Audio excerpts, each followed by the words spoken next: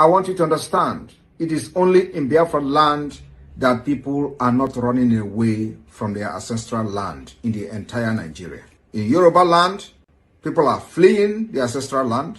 In the northeast, northwest, middle belt, people are fleeing from the ancestral land. It is only in Biafra land, and the government of Biafra made it possible. But you know what? They would like you to believe that Simon Ekpa is the cause of insecurity. No, I am the solution, and the only way they can get to you is by kicking me out of the way, which is not possible. I have come. After I'm done with Nigeria, Biafra will be free and enjoy freedom. Biafra will know the importance of freedom and what I'm doing today in 5 years to come. Thank you. I want you to understand, it is only in Biafra land that people are not running away from their ancestral land in the entire Nigeria. In Yoruba land, people are fleeing the ancestral land.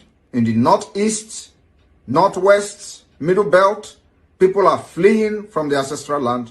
It is only in Biafra land, and the government of Biafra made it possible. But you know what? They would like you to believe that Simon Ekpa is the cause of insecurity. No, I am the solution, and the only way they can get to you is by kicking me out of the way, which is not possible. I have come. After I'm done with Nigeria, Biafra will be free and enjoy freedom. In 2021, Mr. Nnamdi Kanu, a British citizen, was abducted by Nigerian security forces in Nairobi, Kenya. Since his detention, he has been subjected to torture and many other unpleasantries. A United Nations Rights Council report released a damning assessment of Nigeria's government's treatment and called for his immediate release. My right honourable friend from Camberwell and Peckham has worked tirelessly on behalf of Mr Kanu and is urging the Foreign Secretary to do more to secure his release. Nigeria is a Commonwealth nation that receives tens of millions in UK aid. It is one of the biggest benefactors of aid. Part of this aid support must be a commitment to human rights and upholding the right to fair trials. Mr Kanu must be given access to a fair and due process. A British citizen travelling on the British passport should not be kidnapped in a third country and dragged to a Nigerian prison. The government needs to get much tougher. In 2021, Mr Nnamdi Kanu, a British citizen, was abducted by Nigerian security forces in Nairobi, Kenya. Since his detention, he has been subjected to torture and many other unpleasantries. A United Nations Rights Council report released a damning assessment of Nigeria's government's treatment and called for his immediate release. My right honourable friend from Camberwell and Peckham has worked tirelessly on behalf of Mr Kanu and is urging the Foreign Secretary to do more to secure his release. Nigeria is a Commonwealth nation that receives tens of millions in UK aid. It is one of the biggest benefactors of aid. Part of this aid support must be a commitment to human rights and upholding the right to fair trials. Mr Kanu must be given access to a fair and due process. A British citizen travelling on the British passport should not be kidnapped in a third country and dragged to a Nigerian prison. The government needs to get much tougher. Did I commit any crime? Did I commit any crime? The answer is no. I committed no crime. I am fighting for the freedom of my people as contained in the constitution of the zoo called Nigeria. I did no wrong. That was why after 2 years they could not prove any case. Even till now, we are still in court, they cannot prove any case. And people talk as if they are so moronic that an animal is better than them. They say I insult them. I insult you because you can't reason properly. I did nothing wrong. Calling for the establishment, or should I say the restoration of Biafra, is within provisions of the Constitution of the Federal Republic of Nigeria. It is very clear and straightforward. It's there. Go and check it yourself. And you're asking me to be happy instead of me to be upset that I was arrested. Did I commit any crime? Did I commit any crime? The answer is no. I committed no crime. I am fighting for the freedom of my people as contained in the constitution of the zoo called Nigeria. I did no wrong. That was why after 2 years they could not prove any case. Even till now, we are still in court, they cannot prove any case. And people talk as if they are so moronic that an animal is better than them. They say I insult them. I insult you because you can't reason properly. I did nothing wrong. Calling for the establishment, or should I say the restoration of Biafra, is within provisions of the Constitution of the Federal Republic of Nigeria. It is very clear and straightforward. It's there. Go and check it yourself. And you're asking me to be happy instead of me to be upset that I was arrested. Did I commit any crime? Did I commit any crime? The answer is no.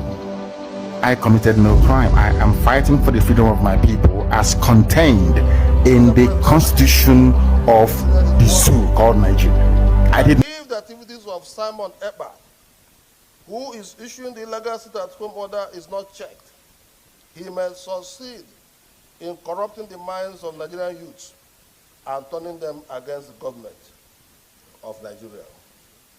Accordingly, the Senate resolved to condemn the sit-at-home in totality, as well as the nefarious activities of Simon Ekpa, who is the gang leader. Point of order, the leader of the Senate. Mr. President, the Senate is worried that if the activities of Simon Ekpa, who is issuing the illegal sit-at-home order, is not checked, he may succeed in corrupting the minds of Nigerian youths and turning them against the government of Nigeria. Accordingly, the Senate resolved to condemn the sit-at-home in totality, as well as the nefarious activities of Simon Ekpa, who is the gang leader. Point of order, the leader of the Senate.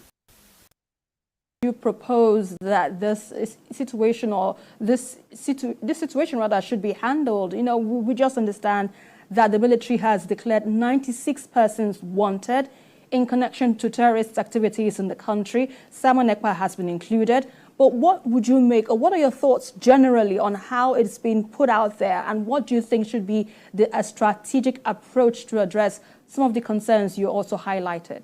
Now, look at this. Now, Simon Ekpa, to me, is not a terrorist. He is an agitator. Until we begin to put a difference between those who are agitating for something and those who are actually terrorists. Now, we know those that are terrorist group leaders in the country, and nothing positive has been done to quell the activities of those that are known to be terrorists, and so on and so forth. I don't see Simon Ekpa as a terrorist. I see him as an agitator. I see Nnamdi Kanu as an agitator, and several other ethnic groups that are agitating for one thing or the other, which, to me, the federal government should have sit back, have a roundtable talk, and discuss with these people to find out what are their grievances, why are they agitating, and what are they agitating for. These and more other ways could be adopted so that we'll be able to live in harmony as one nation. So, including Simon Ekpa in the list of those 96 or thereabout terrorists that have been listed by the government, I don't see that as I don't see him being a part of that terrorist group. He's an agitator. He is asking for something. The federal government should look into what is the reason why he is asking for what he is asking for. And when that is looked into, then it could be resolved. We could have a roundtable discussion, and all those issues will be resolved.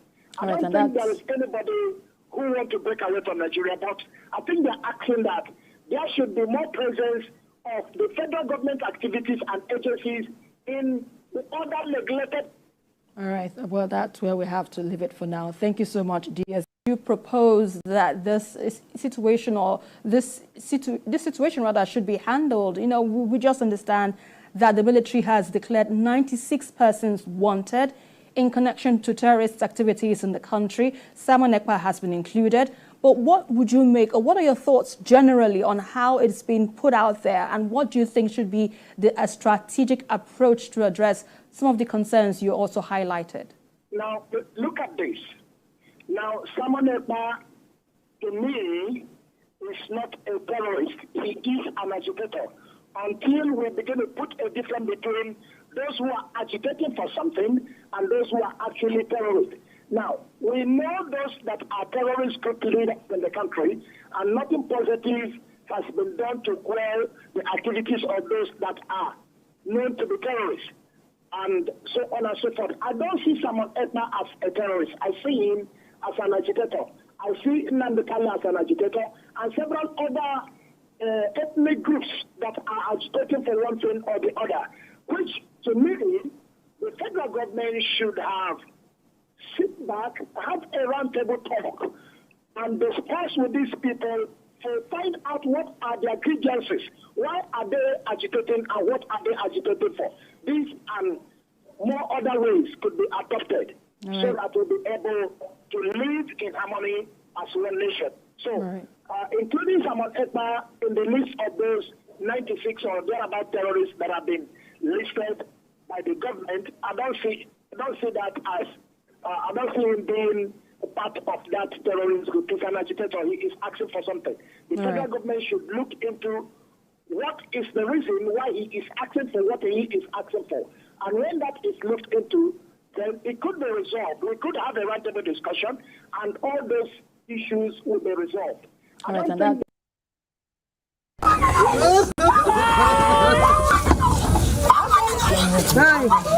Community in distress. Their loved ones have been killed by terrorists. Human bodies litter the streets, some with deep machete cuts, and many burnt beyond recognition. It's not a pleasant sight to behold. The smell of burnt humans fills the air, and graves are being dug as the living bury their dead. According to eyewitnesses, the terrorists stormed Runji village in their numbers, shooting sporadically and setting houses ablaze with occupants in them. Those who were lucky to escape say the rampaging gunmen operated for over an hour, adding that military intervention came late. Kill our people, kill our husband. Don't put fire anywhere. We don't know where they come from. They come kill our children with my uncle, father, my sister yesterday. About 10:30 yesterday night, after a successful wedding of our illustrious son, the Fulanis just occurred to the village and attacked us. And many souls were killed. About 30 corpses are laying down. Many are injured, are in the hospitals. And we are pleading on the solidarity of the government to come and rescue us. We knew what is happening in this land. We are living peacefully with these Fulanis. And now we became enemies to each other. We don't know what is the cost. And we are looking for the government to come. And one thing that disturbs us, we have military men around, but they can't help us. We want the government to withdraw all the checkpoints out of our Chablan. They are plenty, more than 200 people's attacks. Did they bring guns? What did they bring? They bring guns and shooting us and burn our house. Yes. What were they saying? Did you hear anything?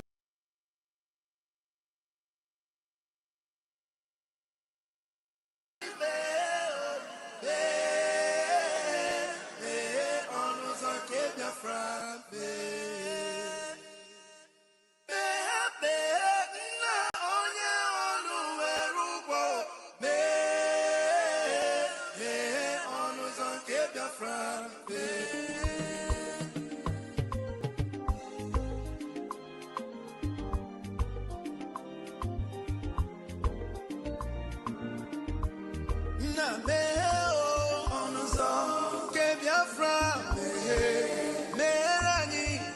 onuzo ke Biafra me. Na meherani onuzo ke Biafra me. Meherani onuzo ke Biafra me. Tell me what we do, everybody want to kill us. They want to take what belongs to us. Try. We they love our neighbors, so we they love ourselves too. So it is written in the holy book. Try.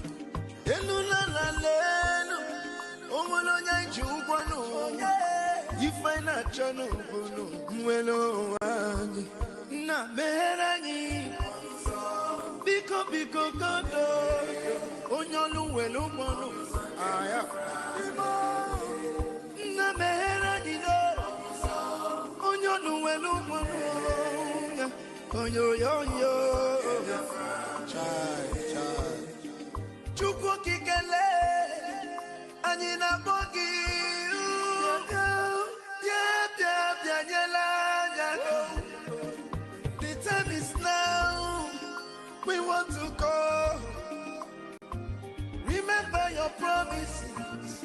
Oh, na me oh, onuzo ke Biafra me. Meherani onuzo ke Biafra me. Na meherani onuzo ke Biafra me. Meherani onuzo ke Biafra me.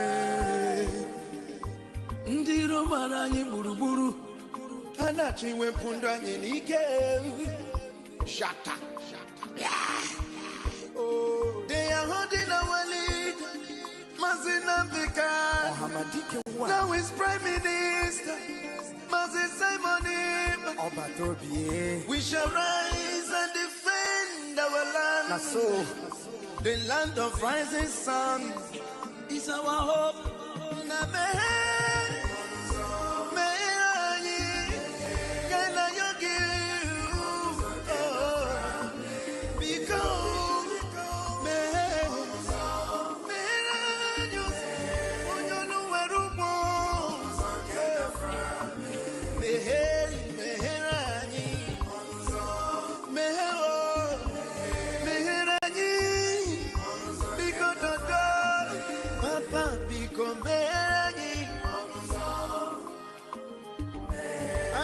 Yogi Bikonu, sitting music, come ahead. You will learn.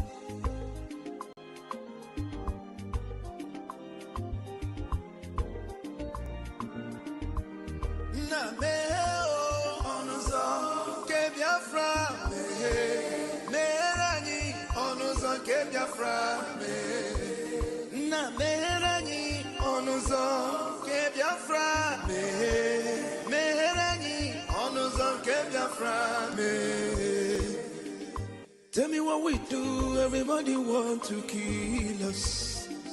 They want to take what belongs to us. Try. We they love our neighbors, so we they love ourselves too. So it is written in the holy book. Try.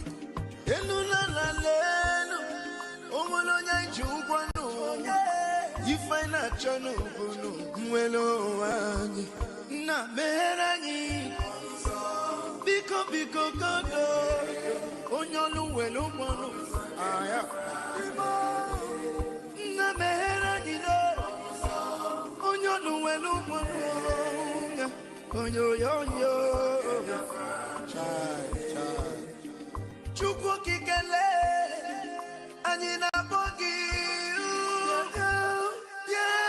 bia nyela nyago. The time is now. We want to go. Oh, na me oh, onuzo ke Biafra meherani onuzo ke Biafra na meherani onuzo ke Biafra meherani onuzo ke Biafra ndi Roma.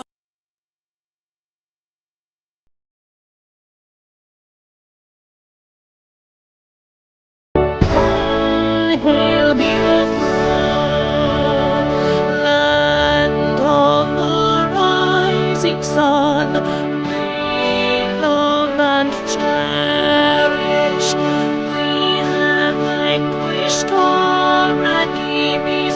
All hail Biafra. God bless Biafra. In Him we trust.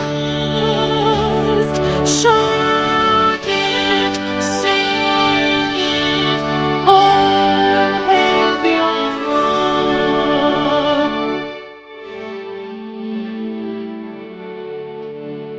God bless Biafra.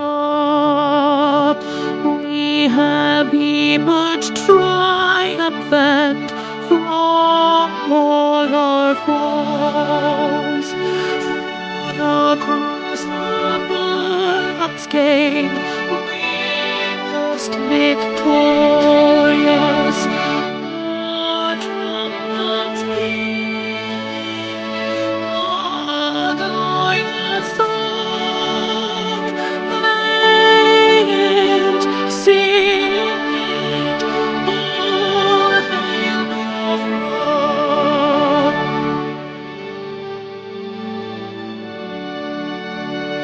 Oh, hail Biafra,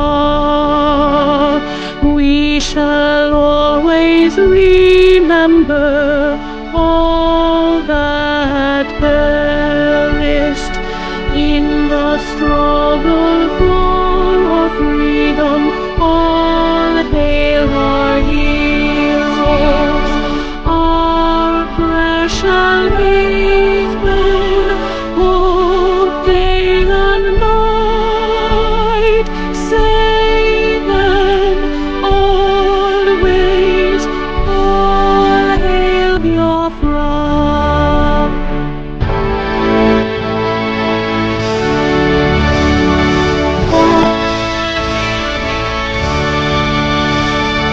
The star shines everywhere. God guide and protect us all hail wisdom, shielding us from punished by love and enlightenment. Biafra,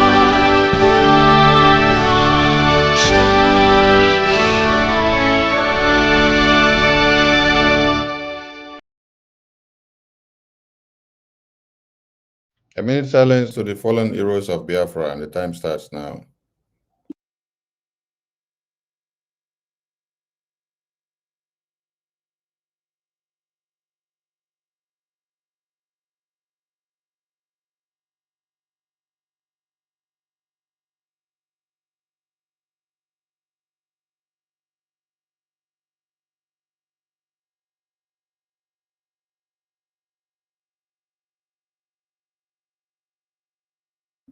May the souls of our fallen heroes rest in peace as we mourn and celebrate them as the living continue to fight on for the liberation of the United States of Biafra.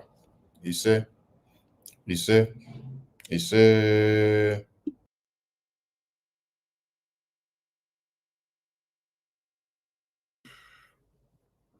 Good morning, good afternoon, good evening, wonderful people of Biafra and lovers of freedom. Joining us from all over the globe.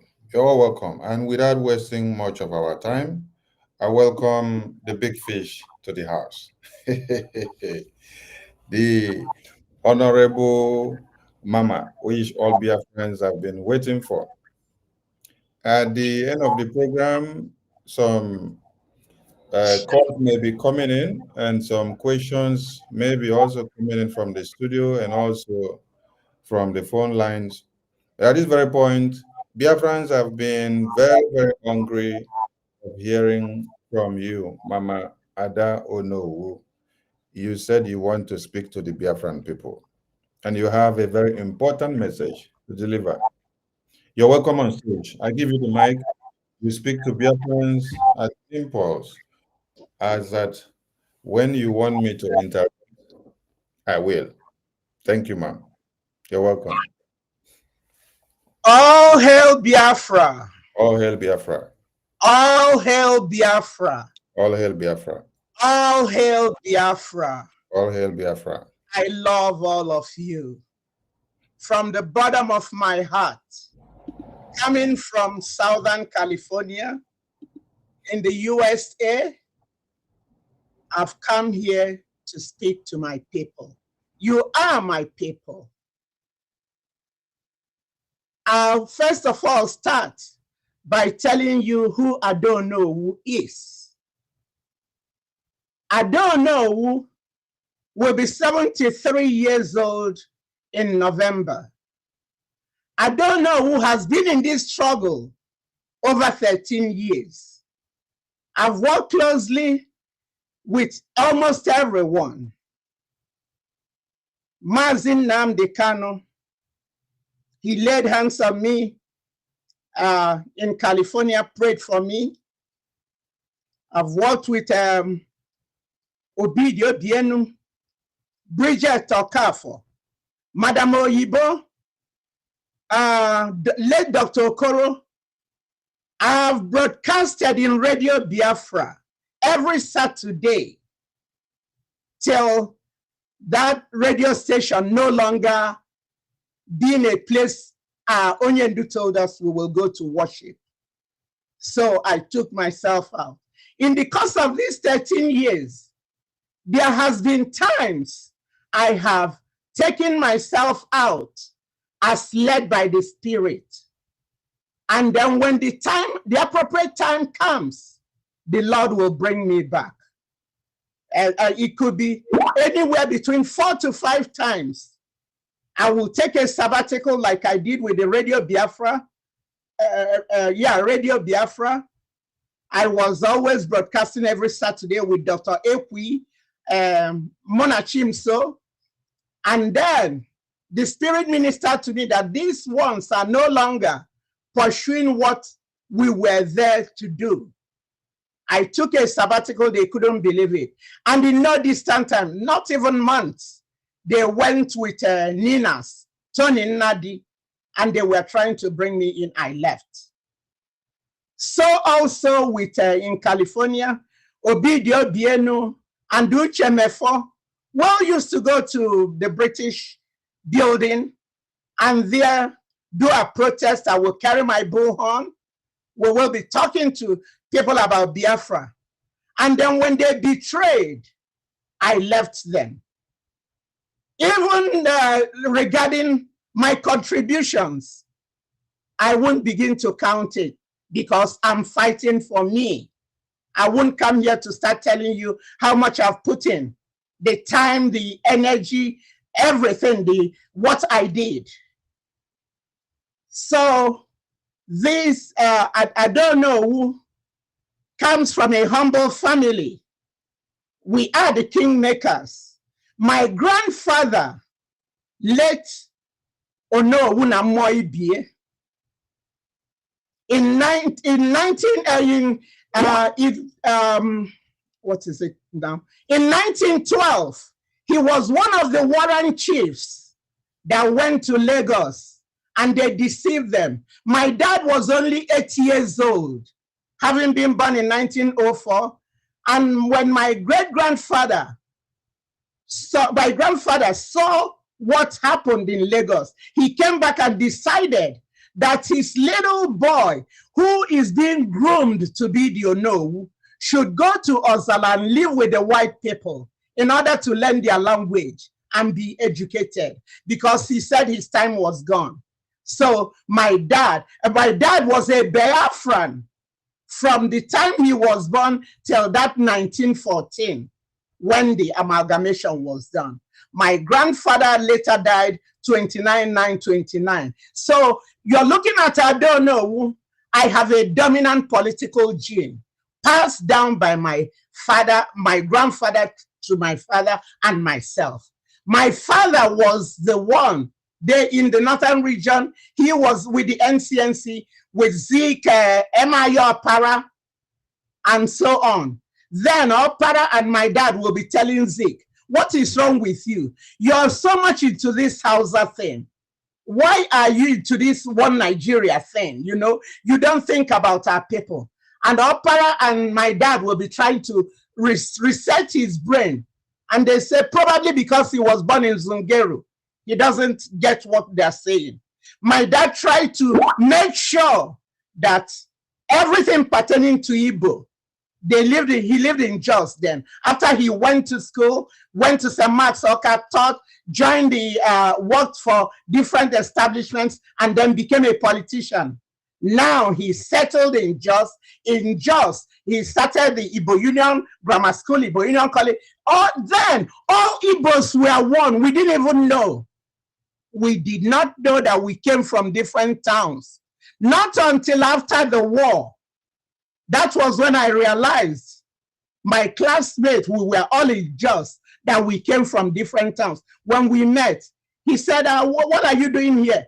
I said, I came to fetch water. That was 1966, during the program.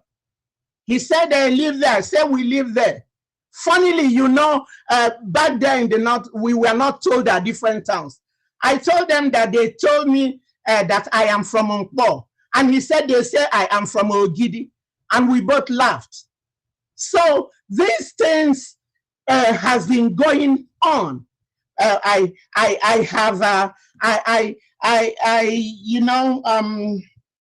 Let me get to something else. Having talked about me for a little. Yeah, another thing. People will be wondering, I don't know, well, why now? I say, why not now? I don't know, well, why now? I will say, why not now? Because we all have a spirit that guides us. I don't know who coming out here to address you people. Nobody pushed me to do it or told me to do it. I was in a 30-day fast for Biafra because that I took myself out of the struggle, which I have done in times before. Does that mean I left Biafra? I was still working from the background, watching. And Kenya, I don't know, if Kenya no na tukwani wefu, watakile kulota mafuya. So when things started happening, when I took myself out, I was still in the wings watching to know what's going on. So at the appropriate time, after the fast, after the fast that ended 1st of March, on the last day of February, I was in a dream. I saw Odogu. He was looking good with his son. I've seen him twice since they took him away. Before then, I spoke with him November 16, to be precise, 2024. Because under my leadership, California is the only group that has thought about our families of our men on ground. We collected money, and then I told Odogu he was so glad, 4,350 to be precise, so that they will have their Christmas palliative. Yes. So now I've been watching from the wings. Coming to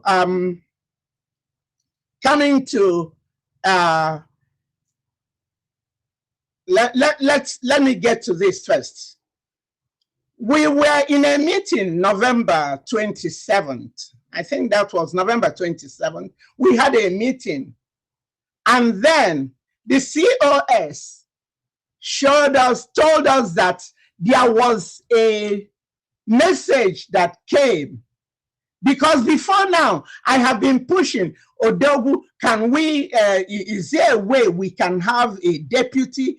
And he was into it that what happened, he's very careful, because whoever does not respect history will have history happen to them. I understand that. So he would always say that he's very careful. With Mazin Nnamdi Kanu, that's what happened to him with his deputy. So he likes to keep it streamlined, so that things will not get out of hand. Because I will tell him, you know, the place of any freedom fighter is either in the grave, in prison, or exile. So if anything happens to you, how do we go about it? He said everything is going on well, okay? So now, when he sent us that message, my heart was gladdened, because I knew when he said, wait, that vacuum, how do we close it up? So the COS told us in that group that there was a message sent by the attorney of the PM. 4 people were in that platform. Mazi Imam Madabo, Mazi Uche Obi, Mazi Oge Nkere, and Dr. Ngozi Orabeze. So now she read out this thing to us, that Odogu said she should be the surrogate. So I was happy, at least we solved that situation. So now we got that message to be the surrogate. And then the very next day, we were in another meeting, and Professor Choma came in. There was an uproar. As the adult in the home, I called the house to order. And then I told Dr. Rabeze, read out that thing you read. I believed that it came from Odogu. Why would I question it when there was no opposition to it? So read it, and then we agreed, okay, go ahead, and then you guys go do what you need to do about the referendum numbers and so on. And then I didn't go to Finland. I told Odogu in 2023 that that will be my last visit to Finland, because it's too cold for me. So let me just turn off my phone so I don't get disturbed. Yeah, don't get distracted with the calls, and also don't focus on the comment section. Just concentrate on I'm not looking at the comment section. Yeah. No, I'm not looking at. No, somebody was calling me. Probably they are having a hard time, so I've powered down my phone. So now, yeah, I now lost my train of thought a bit.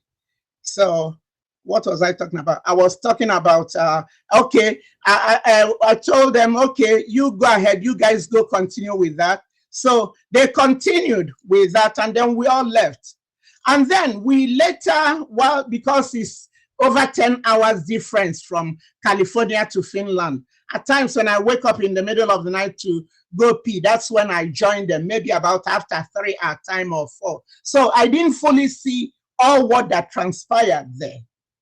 But I was in communication with Dr. Rabez even prior to them going.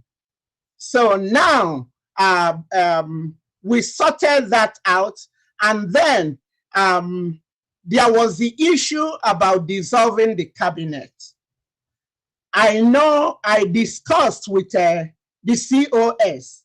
I said probably after you guys have come back, you dissolve it, but not while there. But what I realized that the cabinet has been dissolved, and I called her. I said, what's going on? She said, I've already dissolved it.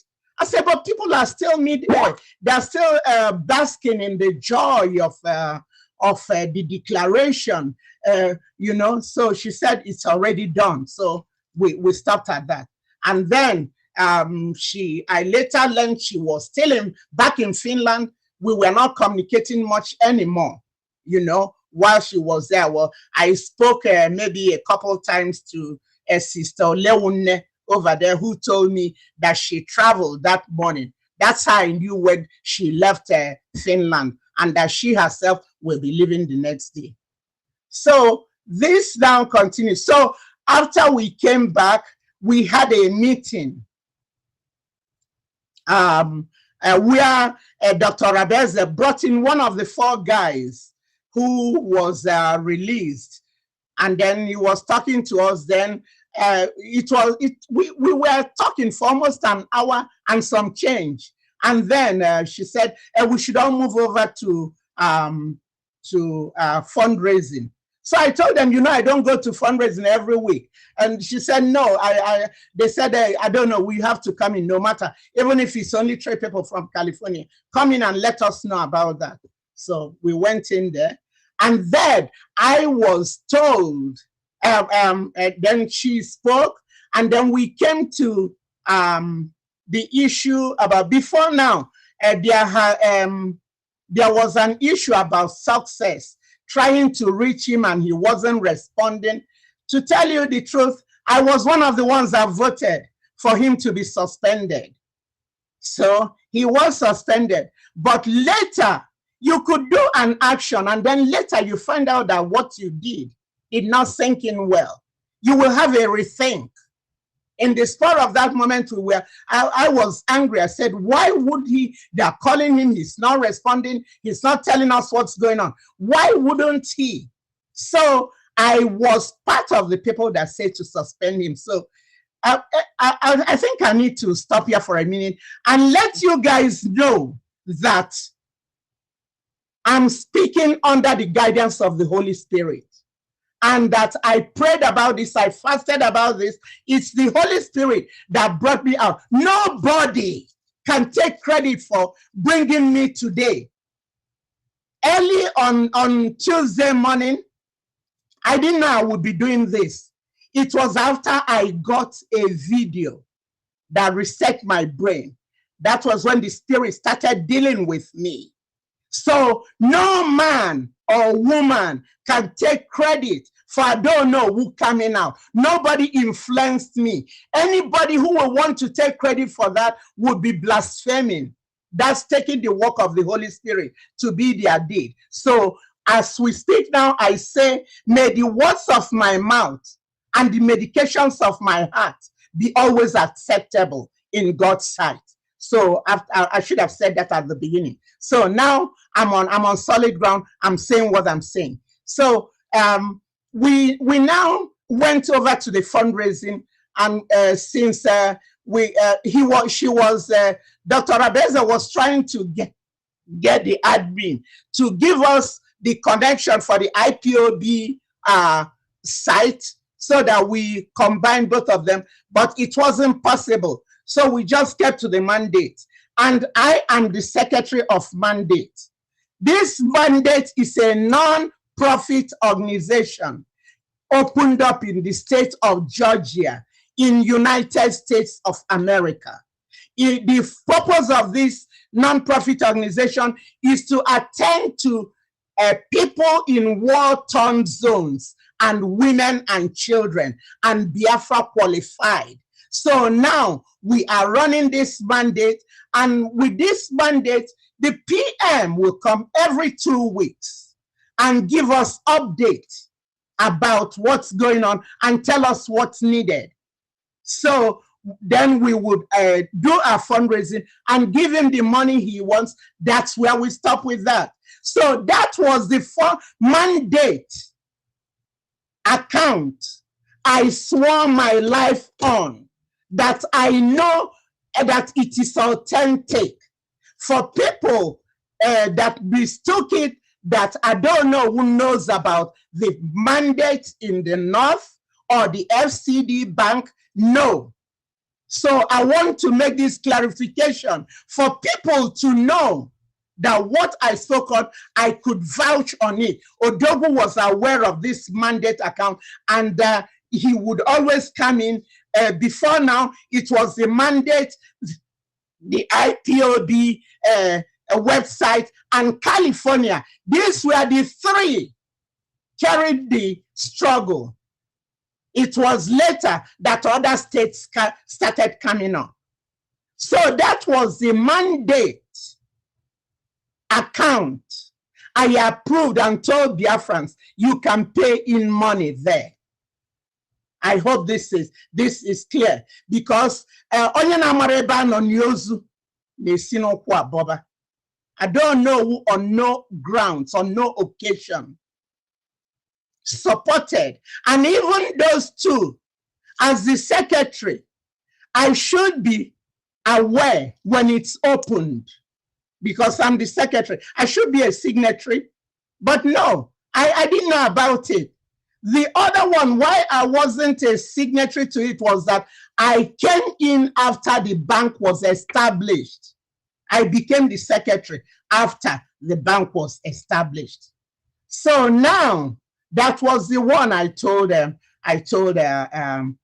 you guys, I talked about, which people were calling, saying that that they were mixing it up. I see it as mix up. I'm not going to blame anybody, and I don't have any anger or any grudges towards anybody.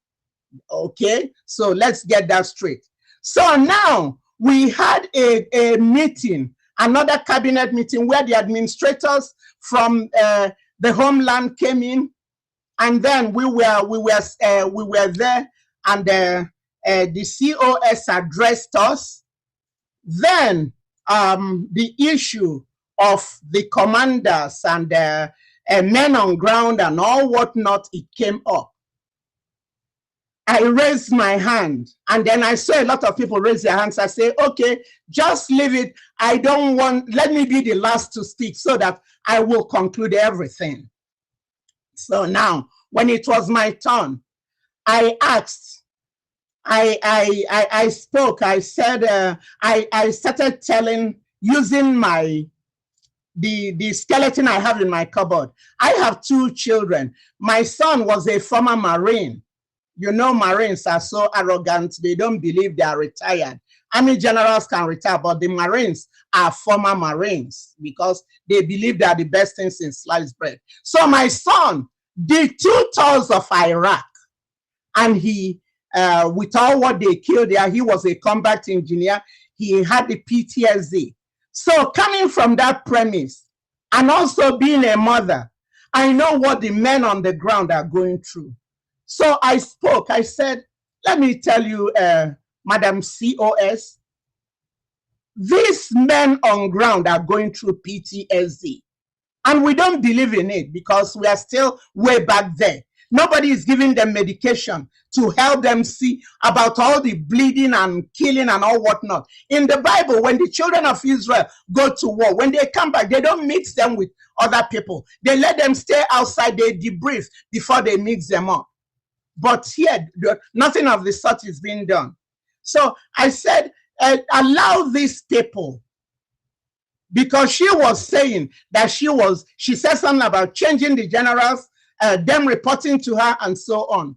So I said, let us, Madam COS, why don't you focus on administration and let the men focus on the men on ground and defense? Because you see the military people, I raised one. I know how they think. They don't see the civilians as human beings. They call us bloody civilians. So I said, why don't you allow? And we were arguing back and forth. She said no. And that she's going to change the generals. I said, no, do not change them. Let's leave that until Onuwu comes out. He is the one. He'll be coming out. We're not acting like he's never going to come out. You know, let's leave it for him to handle it. But we kept arguing back and forth, and then all these are happening in December. I can't tell you the exact dates at this time. So all these were happening in December. So now she did not oblige, and I have had times privately I will try to advise her that no, she doesn't want to take to heed to any advice. She says what she wants to do, that she will be overseeing everybody. I said, why don't you give them the instruction, the Onyami and Nkwocha, the defense minister, and tell them what they will tell the men. And when they meet with them, they'll bring you backward. He said, no, it must go through her. So we argued back and forth, back and forth. Eventually, I gave up. Then another one was when she had a virtual visit. I was already getting all tired with all I'm hearing, men being killed and so on. It distresses me. I can't handle it because I saw what happened in 1966. So when all these killings come, it triggers something in me. It reminds me, and then I'll start having panic attacks and so on. Some of you don't understand what we saw during the war, how heads were cut off, women coming from Plateau in the train, and then they're carrying their husbands with the heads cut off close to them, and then the Gala people and so on, they push down the train, and then they massacred the women again. My dad came back he came. It was by God's grace that he came back with only the shirt on his back. So all this, I know all what's going on. And I've been in this struggle for so long. I say na onye nwanyi buzo no adi na ke wenkwonkpite. And if I okay je don anifo, what am Maria? So I tried my best. I talked to Dr. Rabeze. It wasn't working. I advised her. She wouldn't hearken to it. So then, when I had my medical episode, which I almost died here, because I'm living all by myself. My daughter lives in San Diego. My son lives in Boston. So I said, you know what? You have to be alive to fight another day. That was coupled with the dreams I had, seeing all these young men, all these that are happening now. The Lord had already revealed it to me. I saw massacring young men from 25 to 30 being killed and all whatnot, the bloody mess. So I woke up and then I called her. I spoke with her for over an hour. She wouldn't change. She wouldn't budge. She tells me I worry too much. All those things I'm hearing, I should just leave it. It will phase out. It will phase out. It will phase out. We are still, the months are going, the weeks are going. It's not phasing out. She wasn't listening. So then that night, I wrote that I want to be taken off all administrative and ministerial work due to my health, and that I will still be working for Biafra. But for now, I don't want to. And I've done it in the past, even with Odogu. When he put me in CRC, I told him it was stressing me out. It's not a big issue. There's no contract signed by anyone that you must continue to be where you are. If you're not okay, you can take a break. Like Odogu will always say, if the pressure cooker is too hot for you, step aside. When it cools to the temperature you can handle, then you come back. So I couldn't continue anymore. So now I left. I was still in the wings watching what's going on. Occasionally I will come out to the YouTube, I will see it, or people will send me a thing. And then I got the message of Butuzo. Let me tell you guys, Ikonso didn't have to die if he had stayed abroad. But because of the love the young man has for Biafra, he left and came home and told Bazi Nnamdi that he's going to work with us. He was the commander. This Butuzo was his 2IC. That will tell you the caliber of Butuzo. He's not a criminal. He's not what anybody thinks. I know what I am speaking because I was in all these things. I have been embedded in this struggle thing. I know. So I know. So when Ikonso died, Onyendu did not even grieve his parents as much as he grieved, to show you the love and the commitment Ikonso had. Onyendu said it will take 2,000 heads to bury that young man. And Butuzo now stepped in his shoes. It took so much. I'm in the know. It took so much to convince Butuzo to even work with autopilot. Madam Azoka played a key role. It took so much to get him. And then he started working. And then they started building the camps and everything, working, everything. Initially, they were killing our people. Now, after they have set up everything, now everything is working. We have to be moving up. We don't have to, we go one step forward, we go 11 steps backwards. No, that's not how the world works. The world is not static that you come and you stay here. The world is dynamic. You move with time. So now, Butuzo and his group, they have established this and doing a fantastic job. We were sending this money, funneling this money through Success, because Success, when Onuwu would be speaking, Success will come, they'll be speaking their language. And you see the camaraderie, you see the rapport. All these were what I mentioned when I spoke to Dr. Rabeze about not taking off the, not changing anything the PM has. Let her leave it at that. I mentioned Success too. That you remember I told you I voted against him for him not to be, but when I later went back on hindsight, I knew what it means. Yes, you can't come and start getting new contacts to start doing those things. These men will be exposed, and then the enemy will now know them. It's good to just, like Odogu will always say, consistency is the key. So now, what's his name? Success was the one Odogu preferred to be working through. So I hammered on this. After I spoke to Madam Sears, leave it alone. I even spoke with Onyami. I told him, you're a military man. You know how it goes. Why don't you speak to the Sears? By then, I had already taken myself off. I wasn't communicating with them anymore. December was last. I was with Dr. Rabeze and the group. I took myself off everything. So now I went through Onyami. I say, Onyami, you are the deputy. Talk to her so that you guys can go. You know everything about rules of engagement. You know all these things. So convince her so that she will just allow the men to do this and not get involved in it. Onyami told me he will get back to me. Till date, I haven't heard from him.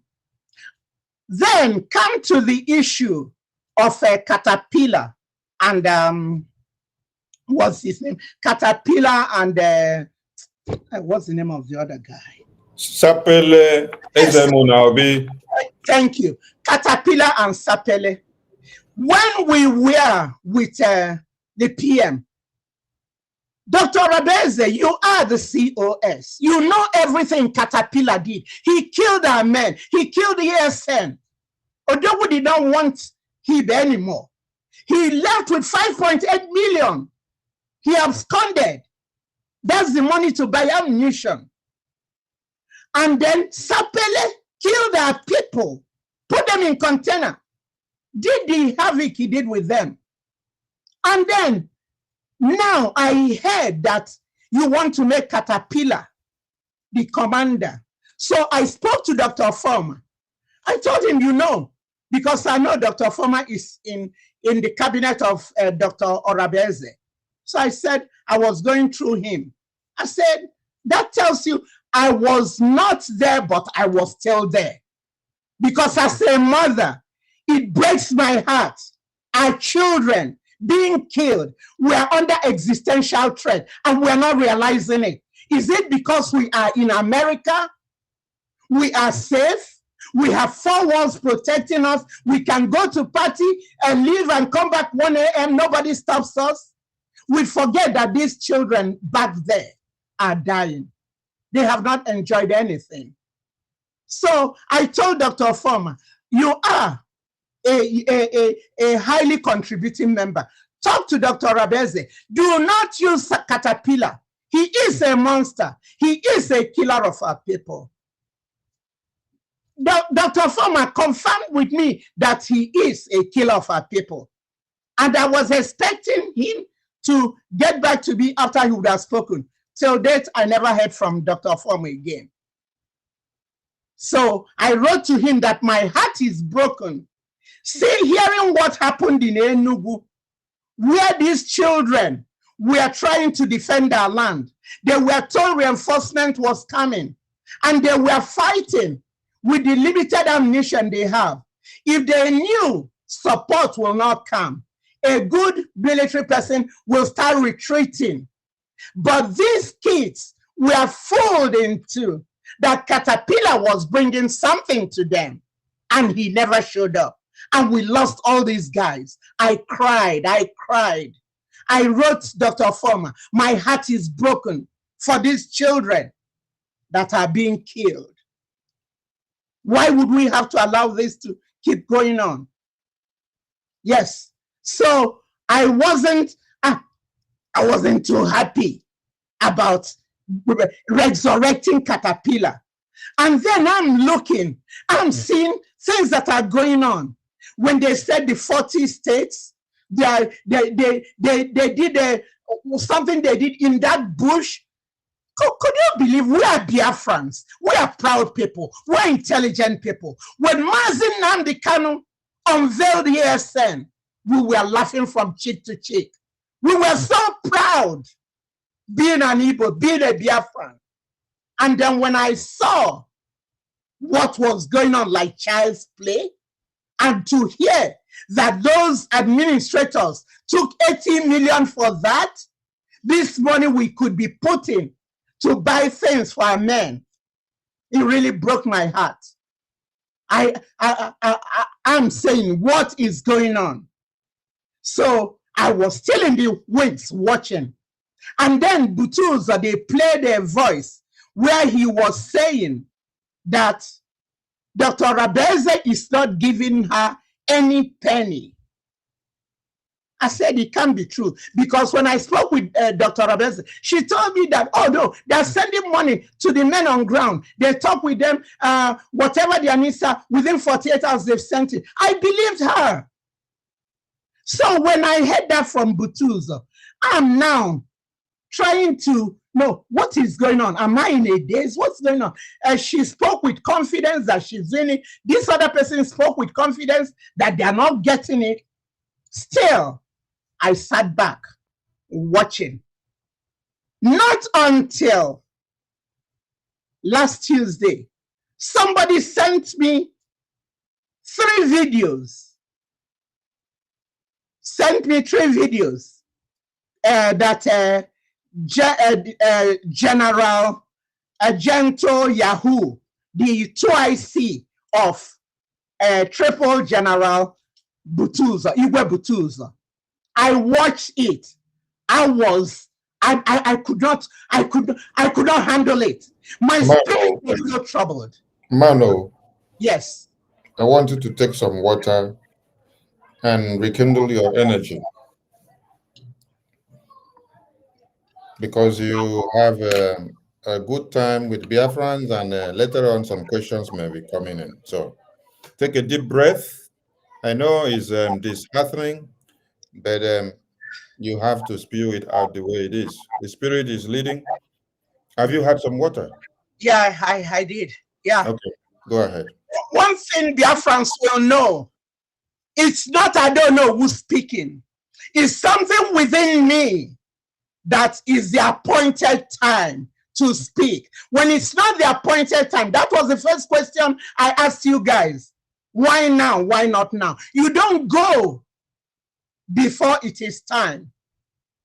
Because when you do that, you will not succeed. God allowed me. At times, God could be talking to us. We are not getting it, and then he would set up scenarios that will enable you see what he's trying to do.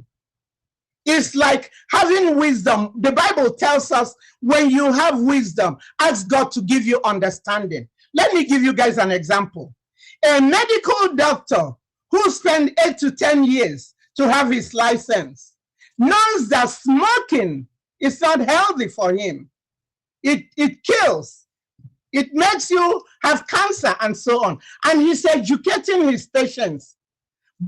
But that doctor is a chain smoker. So that doctor has wisdom, but not understanding. So mine, at a time I had wisdom, I lacked the understanding. So the events of that video brought my understanding and reset my brain and brought me back through the Holy Spirit. So now, when I watch that video, General Gentler Yahoo was saying that they're not getting a fading, a naira or whatever from Dr. Rabeze. I said, no, this can't be. And then the Spirit reminded me, the Bible says, in the mouth of 2 or more witnesses, the truth is established. So now I came to terms. Butuzo has said it. I was still doubting it. Now, General Gentle came with it. So now, my question is, we are contributing all this money before they took Onuwu, and all this money that Biafrans are contributing. My question is to Dr. Rabeze, who are you giving that money? Because Butuzo and Gentle said they're not getting it. When Onuwu was there, they were getting it. So who are you giving that money? Is that, did you have a false phone number to connect to them, or what is going on? That's the question that was triggered after I watched that. And then I could not get myself together. I decided to do a midnight to ask God, what you're leading me? Are you leading me to go talk to my people? What is this? So I did a midnight, I prayed. And one thing about me, my spirit does not lie to me. If you guys remember, when we used to do fundraising, I came one day and told you guys, stop putting your tithes in your churches. Put them in the Biafra restoration. That I wrestled with my spirit, and I had peace that I can now put my tithes in Biafra, because those churches you give that money, use it to do humanitarian works for other nations. So there's nothing wrong in you giving it. So from then on, I stopped putting my money in the church. I only give them offering, but all my money was coming in the restoration. So same spirit spoke to me after I did my my midnight, and I felt strongly. I did not. It's just for those of you who are really born again and spirit filled, which I'm not ashamed to say. If you look on my wrist, I wear this all the time. It's a reminder for me to stay in the narrow path. Jesus is my Lord and Savior. And my kids know that when the Lord will call me home, nobody will remove it from my arm. I'm going to take it with me.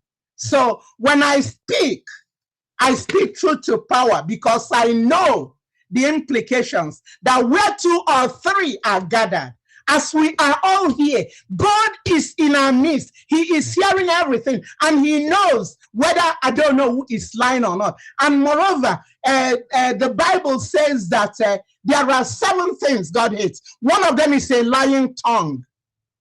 And liars belong in the pit of hell. I won't want to go to hell for Biafrans. No, I wouldn't. So what I'm telling you guys as it is.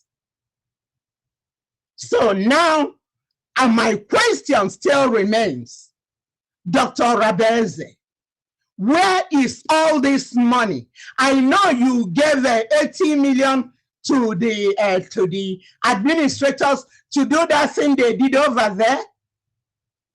I know Caterpillar ran away with over 30 million because you did not hearken to advice. Because if you had listened and know not to use Caterpillar, we will not be losing that money. So I am here to speak it as it is.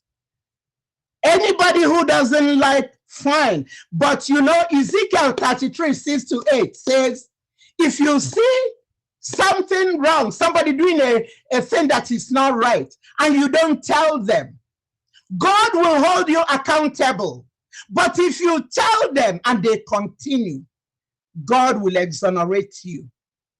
I wouldn't want to be in that position. That's why I'm speaking out. I've been doing this behind the scene. You guys don't know. Those of you cussing me out there, which I don't have any anger towards you people, because if I'm wrong, you won't blame them. But after today, after laying this foundation and telling you guys, and you still go ahead and do and cuss me out or do the wrong thing, because if you know what is good and you don't do it, it is sin for you. I'm standing here to say that if we know what we're supposed to do and we don't do it, it will be sin for whomever is doing that. I'm just a watchman. I'm just a watchman delivering what I have been told to deliver. So now the question still remains, Dr. Rabeze.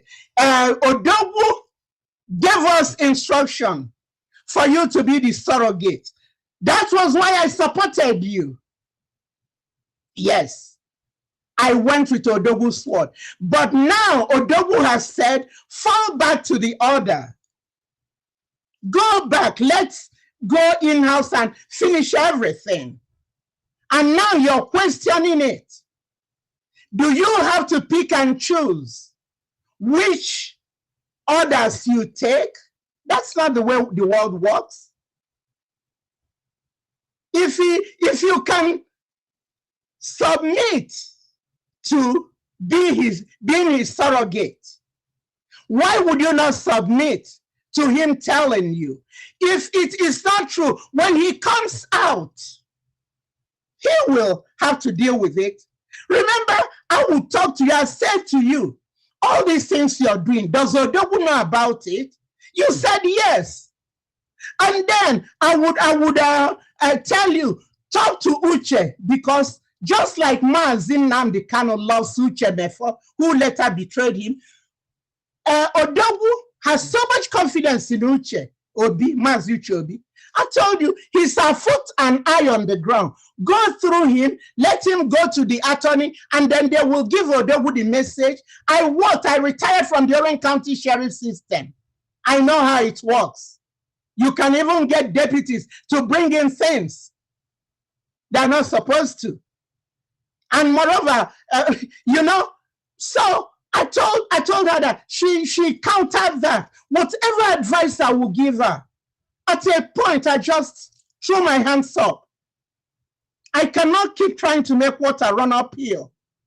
And when he calls me, I decided I wasn't answering anybody anymore. I cut off everybody. Before then, I have told him, I have told Dr. Rabeze, that all these things you're doing, you know, Odogu, when he comes out, if he told you that it has to be Mazioge Nkere that should continue while he's there, you doing the everyday work, you know what? Odogu doesn't care.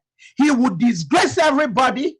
And if I'm in the cabinet, he starts doing that, I will just exit. I will power down my phone. These are all things I told her. And I won't be part of the insult. Odogu is old enough. I took him as a son. Yes, I took Odogu as a son. And he has respect for me. I have respect for him. He knows when we come to the cabinet, if things are going wrong, I will say there was a time I said something. He said, "Oh, I don't know. Okay, I even more now it's my fault." Odogu said that. Okay, from now on, we will start doing this. Yes, that's the kind of human being he is. And whenever I call him, he doesn't wait for second ring to pick it up because, you know, I don't call him unnecessarily. When I call him, he knows it is important. That's why I'm calling him. And him being taken affected me so much because I see him like my son. It affected me. And then we are not doing anything. What are we doing to get him out? When Mazi Nnamdi Kanu was taken, everybody, since were protests everywhere. People died for Nnamdi Kanu. But I see with this Odogu, it's like we are just not taking it serious at all. Is there anything we know that others don't know? I don't know. So this continued. I'm not happy, but I just sat in the wings trying to hope that, because other times when I will take my sabbatical, at times I come back after 1 year, at times after 6 months. This is the shortest for me to come back. And whenever I come back with the new group, you see we are moving towards the right direction. And when the right direction is not being followed, God will intimate me and I would take a step back and then go into prayer, going to asking him what needs to be done. And he will always reveal himself to me. So now my question still remains. It bothers me. We are contributing all this money and these kids are dying every day. They are now so bold, the Fulanese. They come into the house and then get out the young men and just take them, and you won't know where they are. When will this stop? Why can't we? Biafra is above every other person. I had an issue sometime with Mazi Kere. It didn't stop me when I needed to get information from him. I sent him a message. I told him this is Biafra related. Get back to me. And he did. He sent me what I needed. Because Biafra first, not me. If you have any issue with anybody, we have to let that be submerged. As the Bible will say. So push everything that is not Christ-like in you. Have it under submission.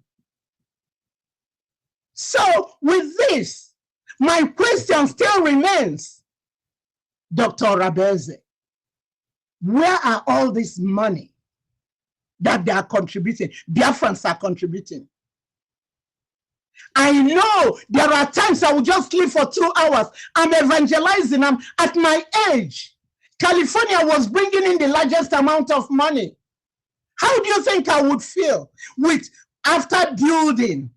Now only a wicked man tears down, a wicked woman tears down her house. After building, now we take one step back forward and then one step backwards. And then we start building new camps. And then we start building new army when we can consolidate the one we have. It's better for those of you that have homes. You're told you're better off redoing your own home than going to pick up another mortgage. Yes, that's common sense right there. So it's not going to having two generals and now we know when it happened with ESN and autopilot. We lost a lot of our boys. Now they see themselves as enemies. That's what the enemy wants. That's what the enemy wants, to set us against ourselves. And we are stupidly buying into their mindset. I'm so troubled. I'm so angry. Pardon me like I'm yelling, but it's the passion in me. Because I can't imagine it. I'm a mother. when my son was in Iraq, you know how they notify families about 6 a.m.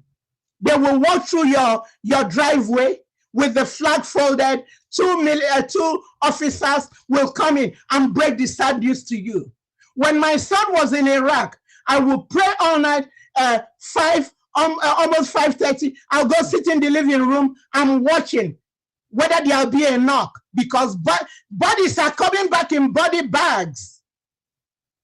So that day will pass again. I will be happy. Then the next day, I will, until he comes back. He later went on a second tour. It was the same thing. For some of you that might think, I don't know who is chasing clout. It's not true. I don't know who you're looking at. FBI has my fingerprint since 1997. That will tell you if I'm a criminal, they would have picked me up. I work for the Orange County Sheriffs. I carried the 4 keys of the jail to my house for the 10 years I worked. When I come, I pull out my key, I open the jail door, and then I'll go through security. Yes. So they have my information. So I'm not chasing clout. And God has already announced me. In 2003, a whole state of Israel gave me ambassador of goodwill because of my contributions to the state of Israel. In 2007, the United States Marine under the Department of Navy flew a flag in my honor in Al-Assad, Iraq. Then in 2022, when I turned 70, the former president of America, you know, gave me a lifetime award for volunteer services. So what can be more than all these announcements from God? Do you think I don't know who wants position? I'm not there for position. I just want things to be done right, things to be done well, so that our people, we can go back to the land God bequeathed to us through our great-grandfather. We're not looking for other people's land. We are looking for ours. Why will we let sin be in the house? When sin is in the house, we will be rocking like a handicapped woman who is in her wheelchair with the wheels locked, and you're trying to help her. She said, no, I'll do it myself. And she's rocking back and forth, and she's not going anywhere. Why would we be doing that to ourselves? I'm just so mad. Let us forget about all this bitterness. Let's forgive one another. I say, Mother, I want us to forgive one another. Let us put our heads together. And you come 1 million ogabo fufu. But when we depend on this, that's what the British brought, the Fulanis brought it since 1804. And that thing, they've been passing it down. Fulani less than 1%. They are dealing with Nigerians, over 200 million people that are very stupid. Excuse my language. Very, very, oh no. How can they? These are nomads that God hated them so much, never gave them a land, told them to be wanderers. They came out of Futajalon, where the vultures rest. These are people an authentic Igbo woman will be responding to. Give me a break. Give me a break. We don't know who we are. The world knows who we are. That's why they're trying to get rid of us. So, name Dr. Abeze. I won't tell you lies. I like your mama. Oh, them. Onya kanji wepu onwem. Imesi obosi asim mangabia kangwa military oku. Kekan gesi bia gwa military oku. When I told you to focus on administration and let the men focus on defense and men on ground. Whether we like it or not, it's a man's world. Whether we like it or not, until Jesus comes, it's a man's world. Look at what's going on in Nigeria. Things that shouldn't be going on. Because look at Ekpa and Natasha. Look at you and May Dochie. It's a man's world. And then when we understand it, God has given women so much wisdom.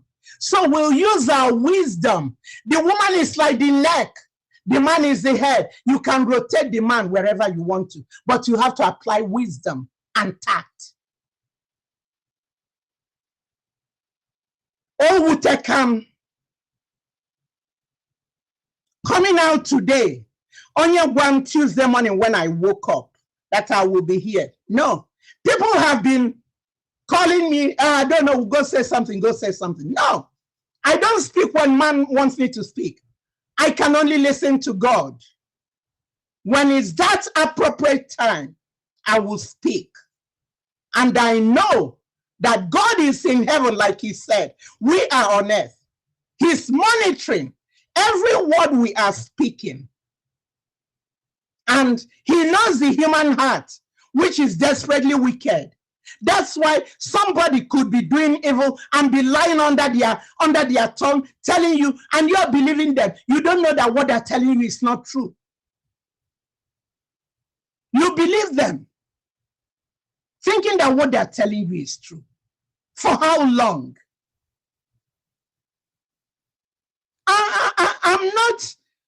I have worked, I'm 2 years short of 40 years being in the United States of America. I own my own home.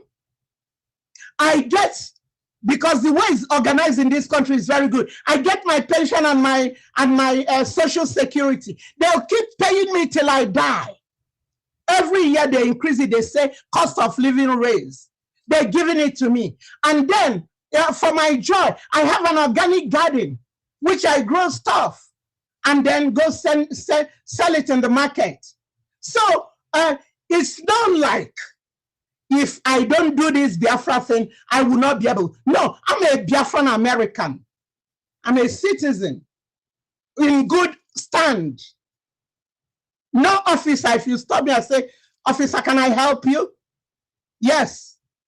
Because when you don't get it to all these criminalities, there's nothing to worry about in this God-given country. Though they have their evil ways, though. But when you keep your nose clean, you will do your transactions, you do your business. So I'm not doing this to be appreciated by anyone. To be told, I don't know, you did a good thing. Don't thank me. You have to thank the God who sent me to come and do this. The only thing I will gladly accept is the obedience, the compliance in order to come and give it. Because even up till this morning, some people were calling me, I don't know, we don't want you insulted. I don't know, do you think you really want to do this? Don't, excuse me? Lives are at stake.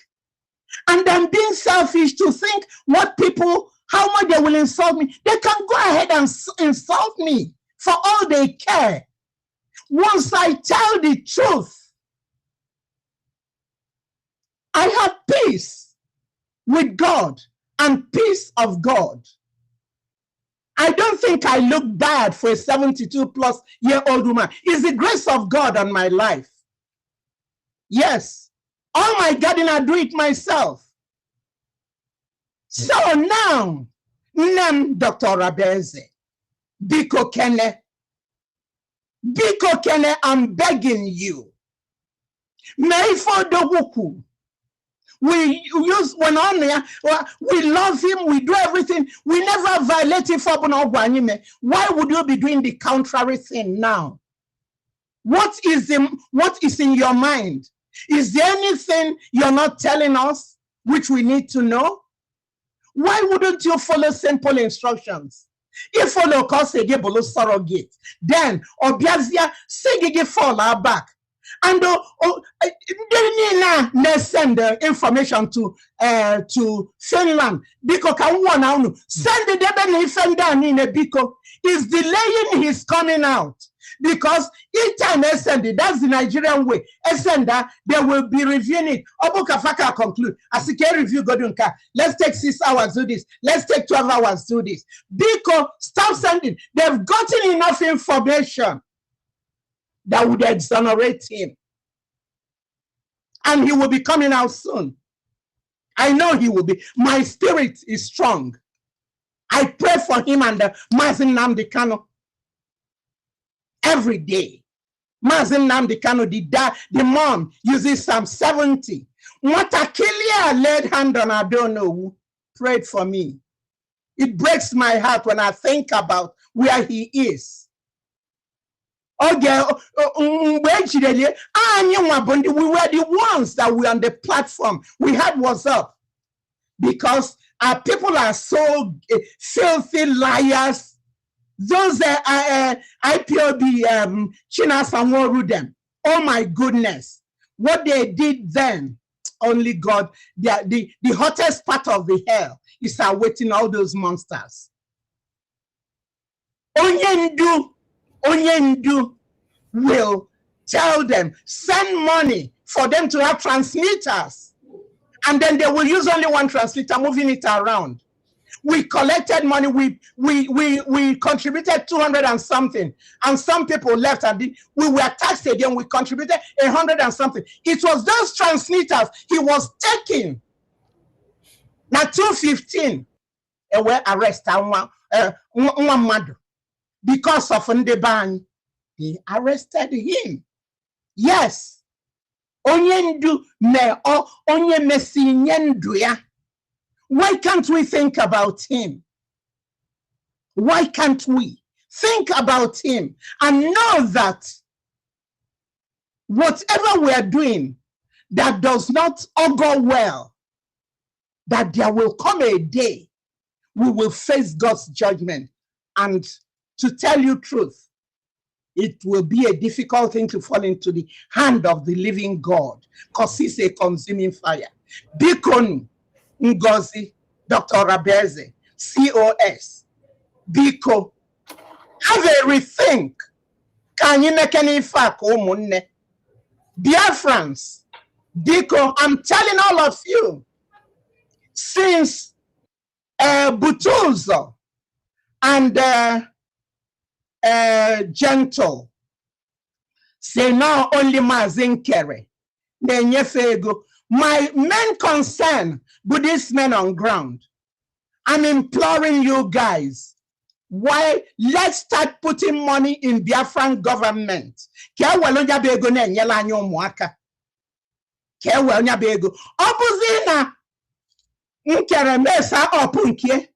will come up with another thing. But as of now, we will go by the truth because in the amount of 2 or more witnesses, the truth is established.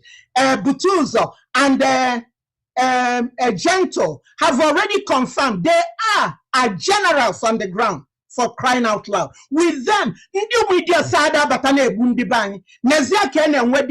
craziness for take advantage of it. Killing our people. Mama, yes. Thank you so much. Let's take a break, and then when we return, we will continue. Let's take a break. And I want you to take more water, and some popcorn. Biafra will know the importance of freedom and what I'm doing today in 5 years to come. Thank you. I want you to understand, it is only in Biafra land that people are not running away from their ancestral land in the entire Nigeria. In Yoruba land, people are fleeing the ancestral land. In the northeast, northwest, middle belt, people are fleeing from the ancestral land. It is only in Biafra land, and the government of Biafra made it possible. But you know what? They would like you to believe that Simon Ekpa is the cause of insecurity. No, I am the solution, and the only way they can get to you is by kicking me out of the way, which is not possible. I have come. After I'm done with Nigeria, Biafra will be free and enjoy freedom. Biafra will know the importance of freedom and what I'm doing today in 5 years to come. Thank you. I want to let you know that the evil will only thrive when good men keep quiet and silent. In the absence of good men, the evil men will always thrive. Nigeria have shown to be evil for decades, and in all this evil of Nigeria, the good men have always been terrified, fear, and they remain silent for many years. Today, many good men have risen up, and they are all in Biafra government in exile. And I want to let you know that the evil will only thrive when good men keep quiet and silent. In the absence of good men, the evil men will always thrive. Nigeria have shown to be evil for decades, and in all this evil of Nigeria, the good men have always been terrified, fear, and they remain silent for many years. Today, many good men have risen up, and they are all in Biafra government in exile. And I want to let you know.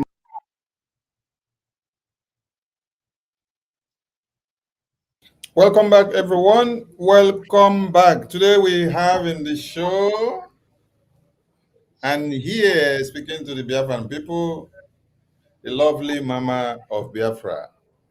I call her Mama Onuwu, and she calls herself Ada Onuwu, but I call her Mama Onuwu. And she's looking so pretty today.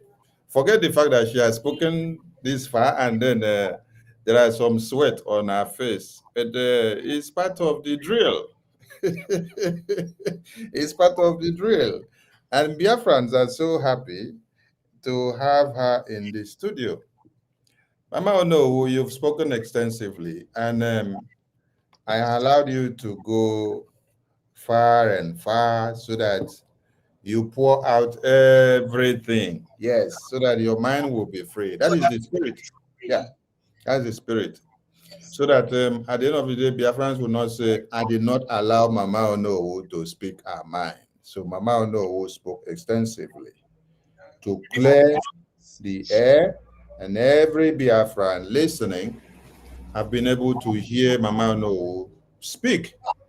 She even took us memory lane, letting us to understand about our connectivity with Onyendu and Commander Ikonso, and the transition of Commander Butuzo, who is now the Chief of Defense Staff, the General. And now we have other commanders working under the Chief of Defense Staff, Commander Butuzo. And a lot of Biafrans have been asking many questions. And Mama Onuwu have actually answered many questions in her opening speech. It's like when Prime Minister interviewed Onyendu, and then Prime Minister laid a foundation before giving the floor to Onyendu to speak. Onyendu said, Simon, you have already taken almost what I want to say. I don't know where to start again. So, Mama Onuwu has spoken extensively and she has covered a lot. But let me see if I can crack some things out of our backyard now. So, Mama Onuwu, welcome to the show. Thank you. I just played a video of Prime Minister. He said, it is only when good men and women keep quiet will keep quiet evil will strive and overcome the liberation of Biafra. And evil will overcome BRGIE. Your coming out today is a plus. I want you to tell Biafrans, because I have already presented you as one of the good men and women who have come out to speak to the Biafran people so that evil will not strive and prevail, so that Biafra will not be dominated by the full enemy Islamic jihadist terrorists. Biafrans have been bitter for so long now. But after listening to you, many of them are taking some cups and cakes of palm wine and some chill water and hot coffee, red wine and white wine. Yes, I want you to stress again because you emphasize on the right place for Biafrans to make their donations, which is where the money will go to the Chief of Defense Staff, General Igwe Butuzo, for our liberation in the homeland and his entire team. Where are you telling Biafrans to make their donations so that it will get to the Chief of Defense Staff, General Butuzo? With all the advices and instructions that has come from the Prime Minister, and with all the recent happenings that you have seen, you made mention of resigning from Ngozi's group of USB Charger and USB Nigeria. Now you are here to follow the ordinances of the Prime Minister and BRGIE. Advise Biafrans, because I want to see you with your amiable team and group of California turning up to make the Prime Minister proud and the entire Biafran proud in the upcoming fundraising and town hall meeting. Speak to Biafrans again. Let them know where to go and make their donations, which is the right place. Thank you so much. My lovely Biafrans, I have said it. I even hinted on it while I was speaking. I guess I call him the wise one. He may have been talking and didn't hear me say it. But after asking that question, standing on the principles of the Bible, you know we are all transients in this world. We are passing by. Our body is not designed for this world. So God gave us the Bible. That's our GPS. If you have any issues, you haven't found your solution in the Bible, then you look again. That moment of understanding, as I told you guys, came after I watched those 3 videos. That the money we are all contributing, let's give her the benefit of doubt. She gave it to the wrong guys. But tata bubo obidota deba mo deba lubo.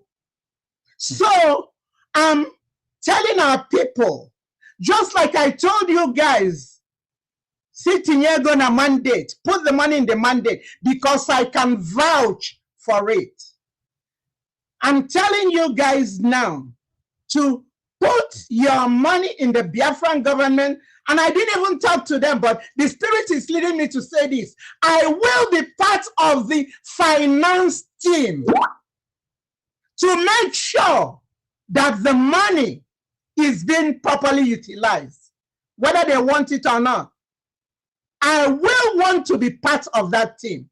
So on that basis, Californians can vouch for me and know under my leadership, the monies they collected, if I ever stole any money. No. The Igbos in Southern California, associations will always want I don't know who to be the treasurer because they will tell you if I don't know who is there, that money will not be lost. I'm sure some Southern Californians are listening to this. I'm not telling lies. They have respect for my integrity. I don't have much, but my treasures in heaven.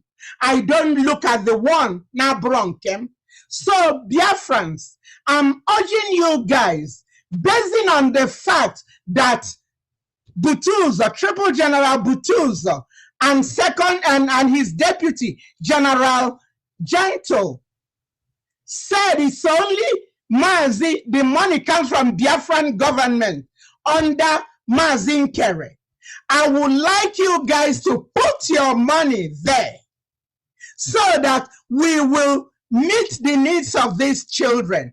We need to buy sticks and granuts. We need to feed them. Those of them that are wounded, they need to go to the hospital. The ones that their homes are bought, or even the ones we relocate, we were doing all these things. I know about it. And it's coming from that money. So I'm advising you guys, go over to the Biafran government. Saturday is fundraising. I will meet you guys over there. I will be there because I don't monkey around. When I say something, I say it with conviction. I will be there, and I can guarantee you guys that whatever money that is put there will be properly accounted for. I'm saying this with my full chest. I'm telling you this. Go and put your money there. But I am Malukwana,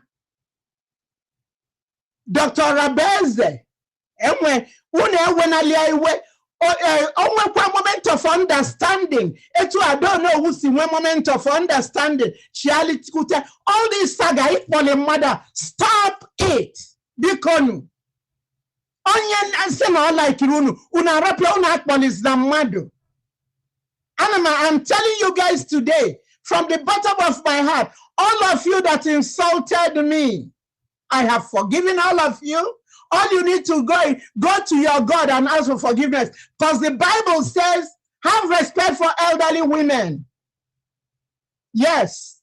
So I'm imploring you guys, go over to the Biafran government. Some of you were calling me, we are confused. We don't know where to put our money. I told you, I don't really know. Go in your prayer closet. Ask God to give you understanding. But now, mine has come. My brain has been reset with what I saw. Go backing it up with the word of God that says, in the mouth of 2 or more witnesses, the truth is established. So I have today established the truth, and I'm passing it on to you guys. Go, let's get going. Time waits for no one. Any time lost, you can never regain it. Let's go and do what we know how to do and show the Nigerian government that they cannot divide us. Bikonu. That's my plea. Thank you.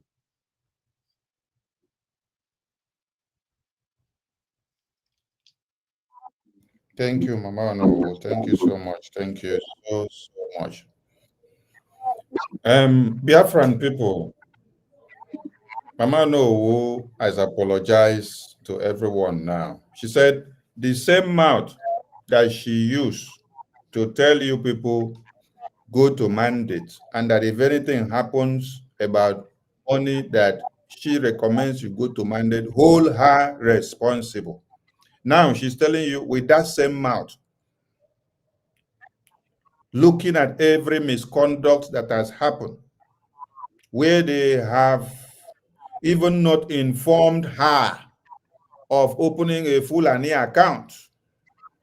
And then they added, because I don't know, do you know that the Fulani account that was opened and then added to the website, do you know that it has also incriminated you if you happen to be a secretary to that website?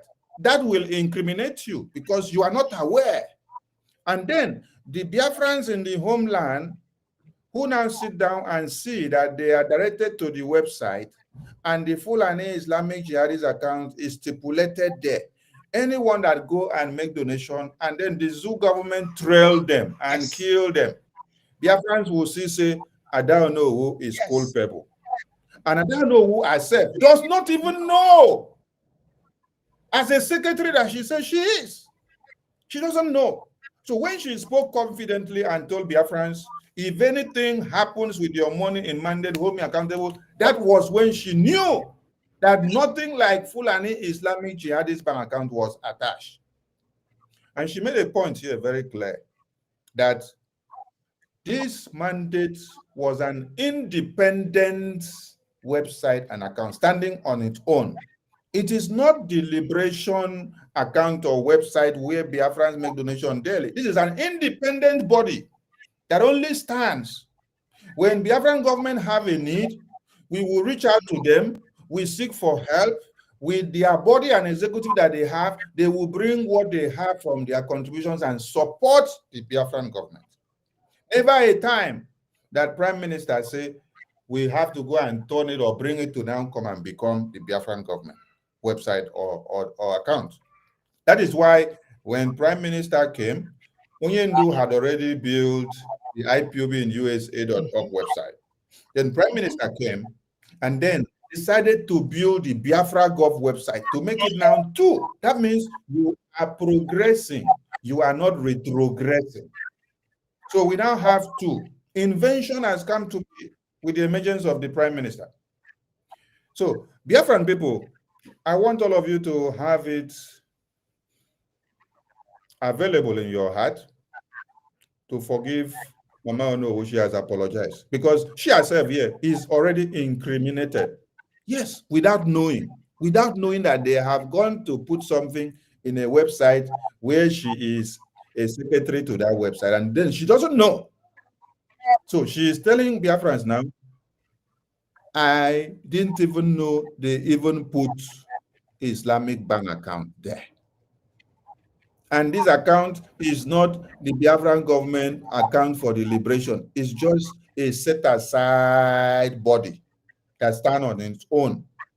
So forgive Ada Onuwu for all of you that have been against her and attacking her. Her coming out alone is a restitution. Her coming out alone is a clear conscience. Her coming out alone is to validate and exonerate herself from all these cliches. Her coming out alone is to make Biafrans understand that when Prime Minister said, it is only when every man will keep quiet and watch evil prevail in Biafran government, that evil will strive.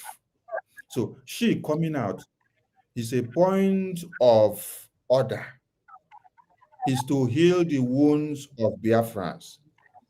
So the same mouth that Mama Onuwu told all of you, anything that happens with your money mandate, hold me accountable now. She has come to tell you something has happened. Something has happened. So don't go to that place again, because she was deceived. She has explained here, she was deceived. And I also want to clarify something to Biafrans.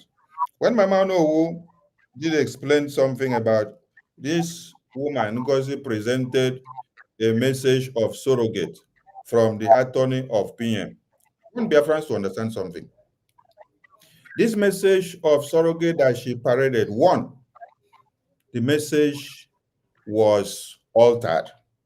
Yes, when the attorney of Prime Minister came here, which was the person that brought that message at the initial stage, he came here to address Biafran. He saw that message the way she has pushed it there to the media. She said, this message has been altered.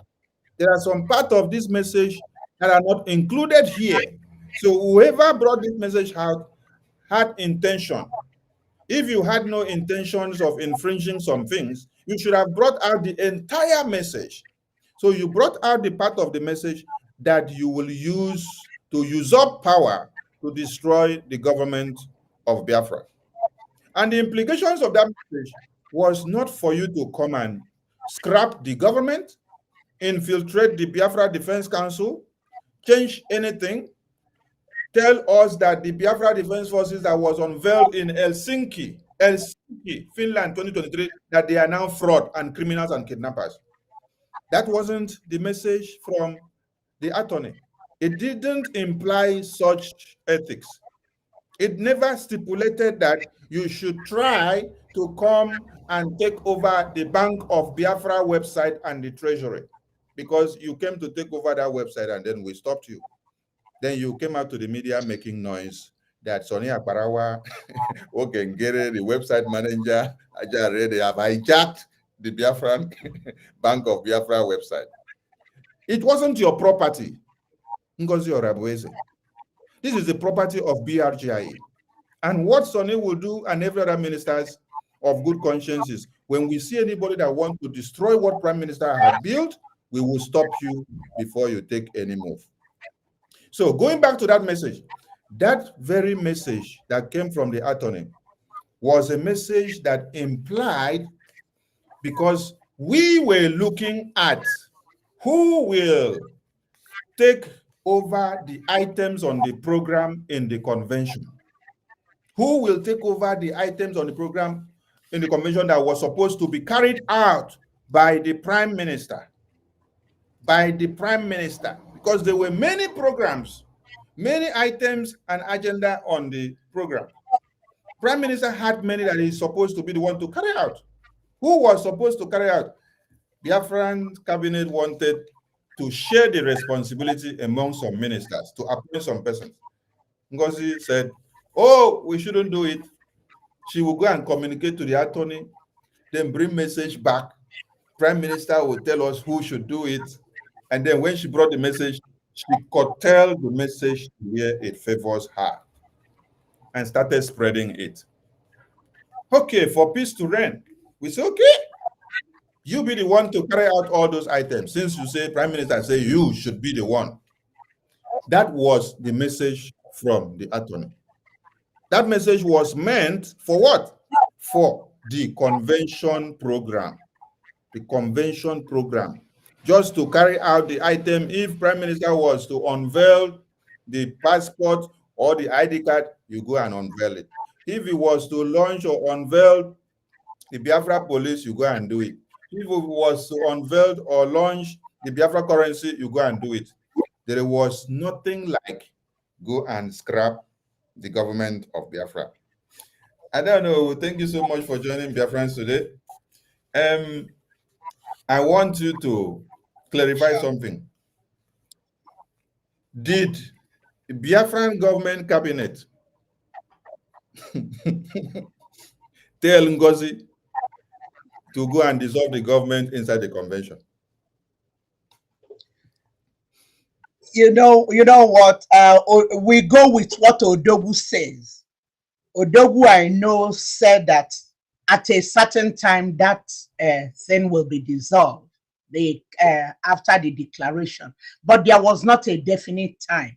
I know when I spoke with her, I told her you have to wait, probably after Sunday or something, you know, because she was saying she wants to do it in Finland. I said, please do not do it in Finland. Let them get home, you know. So Odogu said that at a point. Then I've been, you know, you don't remember everything. There are extracts that are coming out where Odogu said, after we have established and America has recognized us and thank you, man. That also. So I heard it from his voice. You remember, let me just correct one thing. You guys, when I made my voice note, you said it was AI. That's why I decided now to have my picture in the flyer. I gave all the instructions, okay? I told Wise One, I want my picture there, and the current picture, I want to look so that they will know. And then we will have it in a video from the setting, which we are doing today. So you guys see me drinking water. I'm not a robot. I'm not AI. Whatever I'm saying is what God has put in my mouth to say. Like he's saying, you guys forgive me. When you don't know, what you don't know, like Odogu will always say, is bigger than you. When I did those things, it was not evil, okay? It was not evil. I was working with what I have. That's what I worked with. Odogu said, let COS be my surrogate. On the basis of that was how I calmed down the cabinet and Professor Choma and so on. I know she wasn't happy with me at that time, but after I have explained everything, she now understands. That was why I didn't want Iman Onuwu. Then it's going crazy. All this madness has to stop. Everybody shut up. And everybody, we all kept quiet. And then I told the COS, if I did not behave like the adult and walked away, that would have continued. Probably Finland would not have happened. God used me at that instance. So it wasn't a sin for me at that time. But when you later find out and you don't correct yourself, that's when it becomes a sin. I was watching, and now I'm beginning to see things that are convincing me, praying about it, having a peace of mind, and so on. I have no other choice than to. No man or woman or conceived in a petri dish made me do this. I did it all on my own. There were Ogen Kero, when I wrote him, it was almost midnight. I was so disturbed. I wrote him, I want to have a meeting with you. Then in the morning, he wrote back, I was still sleeping. Okay, call me when you wake up. Then I called him, and then we discussed, I told him what I wanted to do. He's not the one that told me to do this. So whatever blame for these revelations I have brought, I'm responsible. I take 100% responsibility for it. Thank you, Mama. Just Thank you, Mama. clear that. So you guys don't think I'm not a push around. I may be 72 going 73, but I'm alert, oriented, ×3. I am. Thank you, Mama. No, please, I want you to ignore the people that said your voice was AI. You know why? Because those were the over 5,000 recruits of IPOB Nigeria and Obedient, who are now workers of Ngozi Orabueze. So anything the Biafran Republic government in exile are doing, they will discredit it. Even the voice of the attorney of Prime Minister, when she brought message from Prime Minister, they also said it's AI. So if they said your voice was also AI, it's not peculiar. It's what they have dealt with. It is only what Ngozi tells them that is not AI. Anything any other person tells them is AI, and that is how their madam will tell them, and then they will take it. So Biafran people, Mama Onuwu continues again to tell Biafrans she is sorry because she was misled based on the information that was given to her before. Now she has come to understand they were careless in those information. Mama Onuwu, you advise this woman, Ngozi Orabueze, not to dabble into the defense of Biafran people. And then she refused. She said she wanted to be in charge. And then this in charge that she wanted to be degenerated into an idea of going to form our own group of army. And this landed into the recruitment of Ibubagu, Caterpillar, and Sapele, and also the misuse of funds of over 80 million naira for the 40th state of Biafra propaganda marching that she did. And we have it on record that Caterpillar went away with over 50 million naira. Hey, this is quite disheartening. This is a huge amount of ego that should have been used in logistics in our liberation in the homeland. How do you describe somebody that is so power-mongered?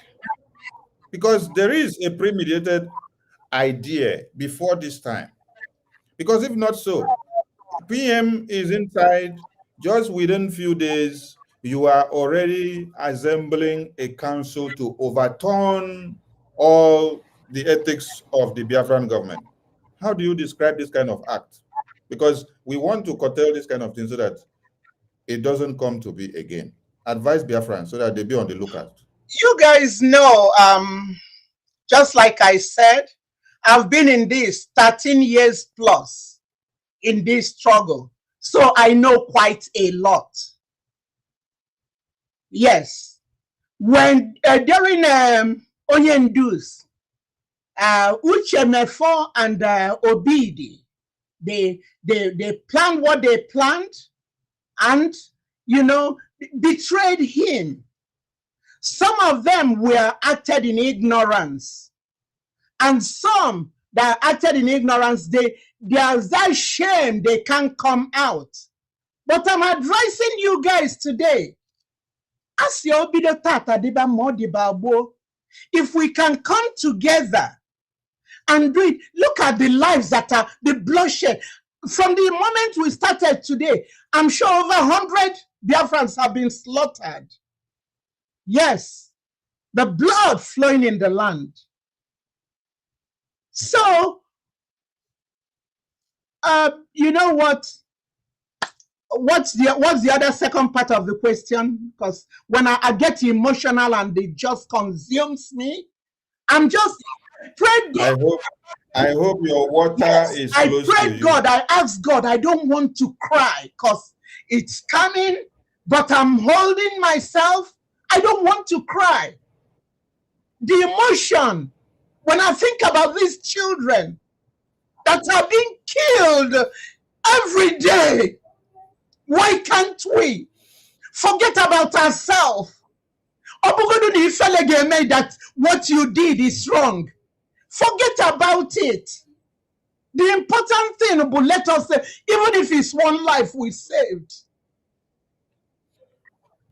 Thank you, ma'am. Thank you, ma'am. Calm yourself down, please. Take some water to cool your temper. I want you to take this other question.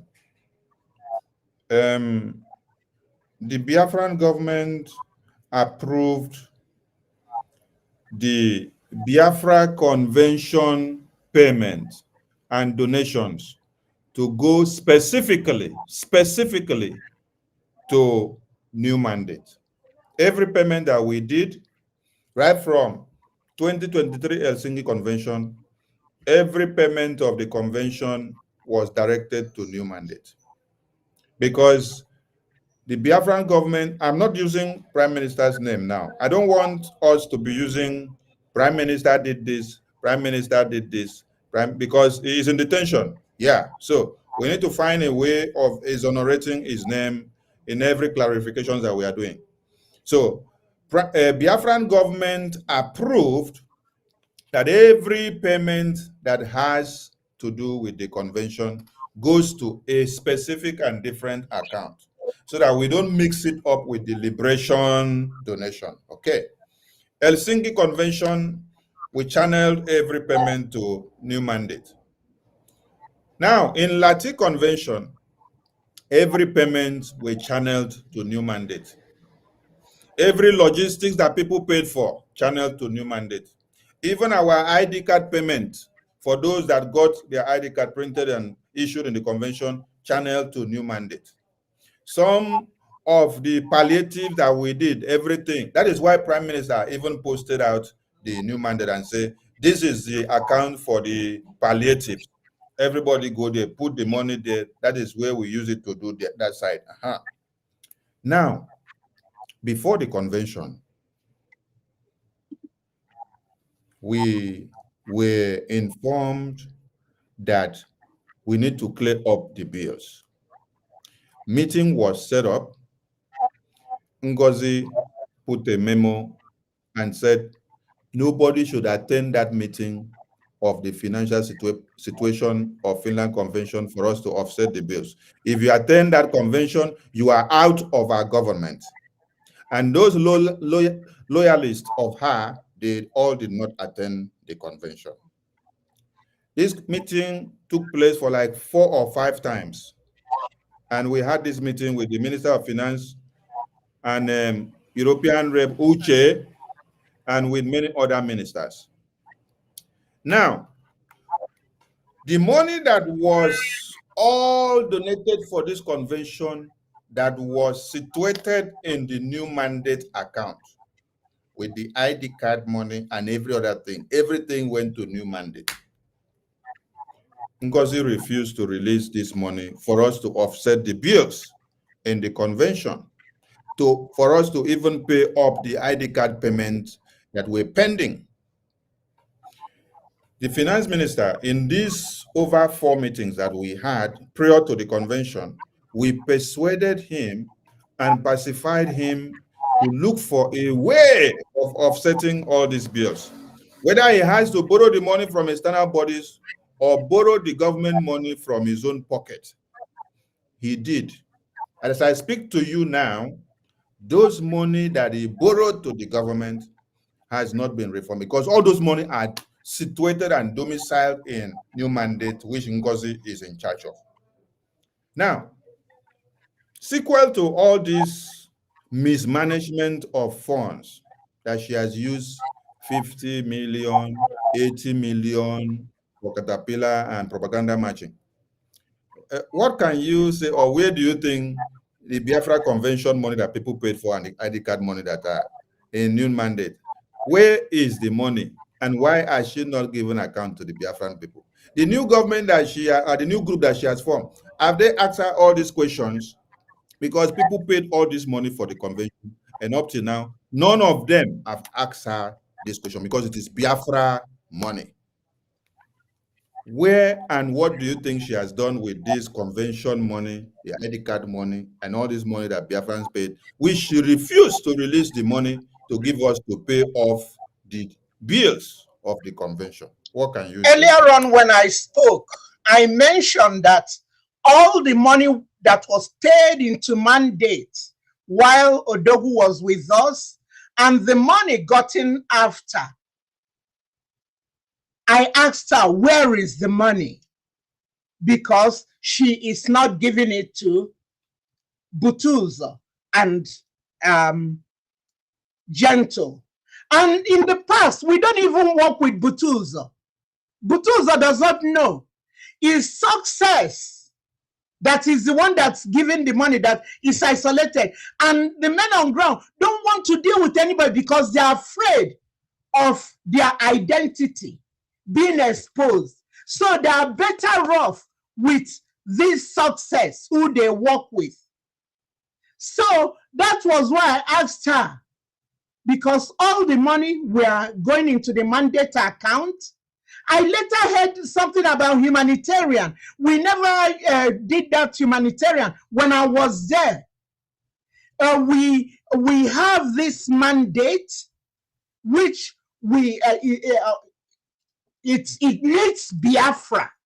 It needs Biafra agenda.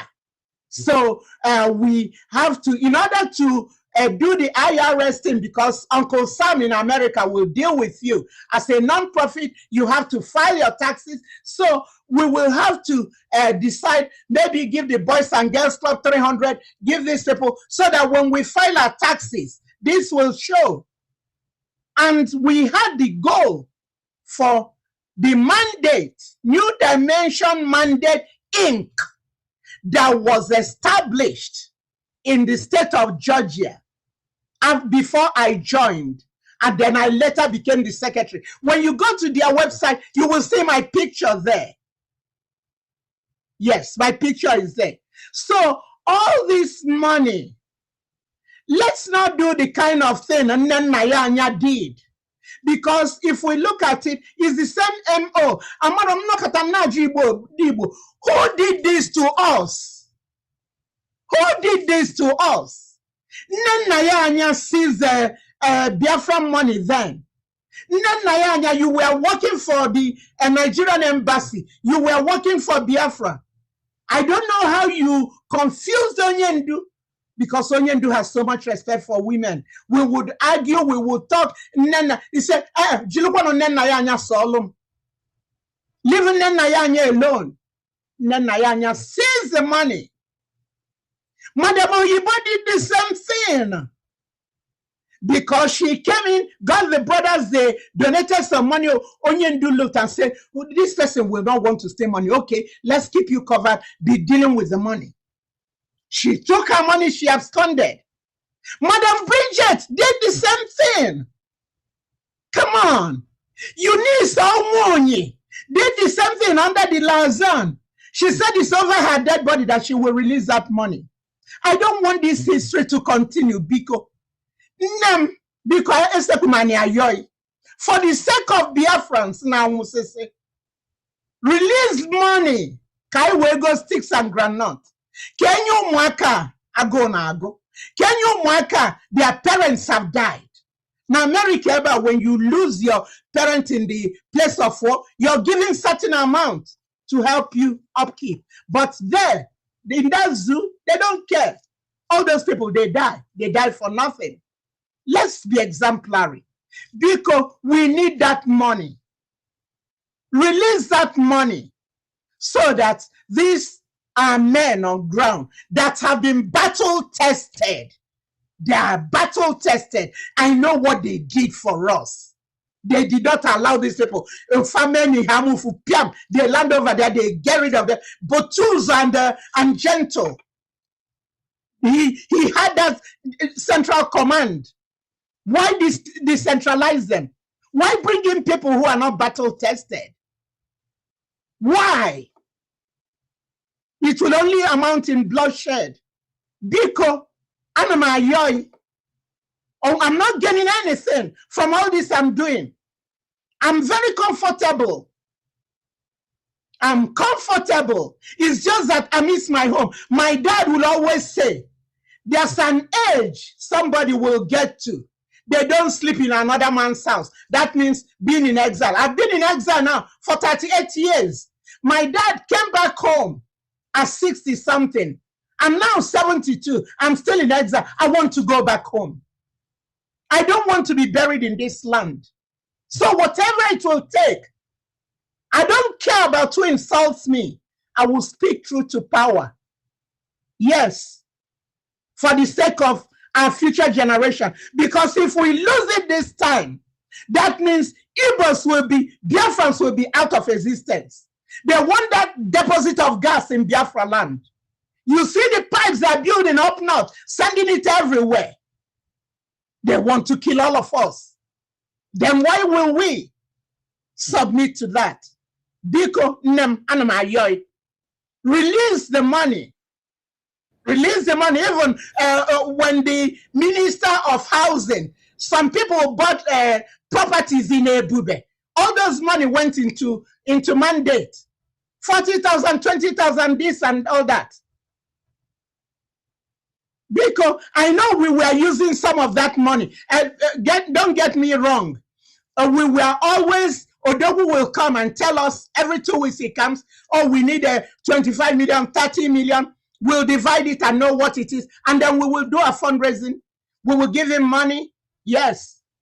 And then in the past when we were Orinogia, before there were the two, we left the mandate and the Biafran government, we would be paying back the money in piecemeal. We are borrowing from him. So what will I gain lying? I've told you guys that there's nothing. I have to speak the truth so that my conscience will be clear. Now, Wakonfa, Ekwa no melonte, mane geni wano melono, mane Ekwa no melonte. Thank you, ma'am. Thank you, ma'am. Thank you, ma'am. Thank you, ma'am. Thank you, ma'am. So, Mama Onuwu is calling on Ngozi to come and give account of Biafra money. She should release all the money for our liberation because it's not our money. Biafrans have been deceived by our antics, and then they donate money into the wrong place, and she's using it for her own personal gain, using it for Ebubagu, recruitment, and also using it for propaganda marching and any other thing that she likes. So, Ngozi, come and make account and release Biafra money. The Biafra Liberation Forces in the homeland have aired out that nothing, fatting from you is not coming to them. The best you can do is to do propaganda on the media and say you send this to them and send this to them. They have come out to clear the air. Over 50 million naira is not moi moi. This is money that Biafrans contributed. What kind of mindset do you even have, Seth? You wanted to destroy Prime Minister and the Biafran people. That is why you now decide to go and use the money to fund Ebubagu. Ebubagu, so that you will end up making sure what the Biafran people built and unveiled when Prime Minister was here will now be shrinked and destroyed, while Ebubagu will now have to come and carry the glory. It is so pathetic. Biafran people are calling on you to bring their money. Amano, you said you advised Dr. Former, and this same Dr. Former, I remember that Prime Minister also sent message to him when he sent message to some of us as the ministers of BRGI. Now, you made mention that you advised Dr. Former to tell Ngozi not to go and have any affiliations with Ebubagu commanders, Caterpillar and Sapele. And up till today, Dr. Former has not replied you back. So that means Dr. Former is also an accomplice in the mismanagement of Biafra money, taking Biafra money to do recruitment of Ebubagu. So Biafrans should have this unchecked. Biafran people should have this unchecked. Yes. Because a lot has happened. And if Biafran people just close their eye and walk away like that, there will be problem. Oh, just like another man was telling you, go 247. Oh, go 247. Baboso! Oh, go 247. Baboso! So Biafran people, listen very, very well to the message of Mama Onuwu. Mama Onuwu also stressed a point that when Onyendu was kidnapped, Prime Minister made sure Biafran people take it very serious. And we took a decisive move of one, making sure that the kidnap of Onyendu becomes useless to one Nigeria. Two, keeping him becomes more expensive on daily basis. And they continue to lose. And that is why Biafran people unanimously implemented a sit-at-home civil disobedience, which happens to be one of the multidimensional approaches to speak to the Zoo terrorist government in a language they will understand, which they in turn come out to be crying every time about the sit-at-home.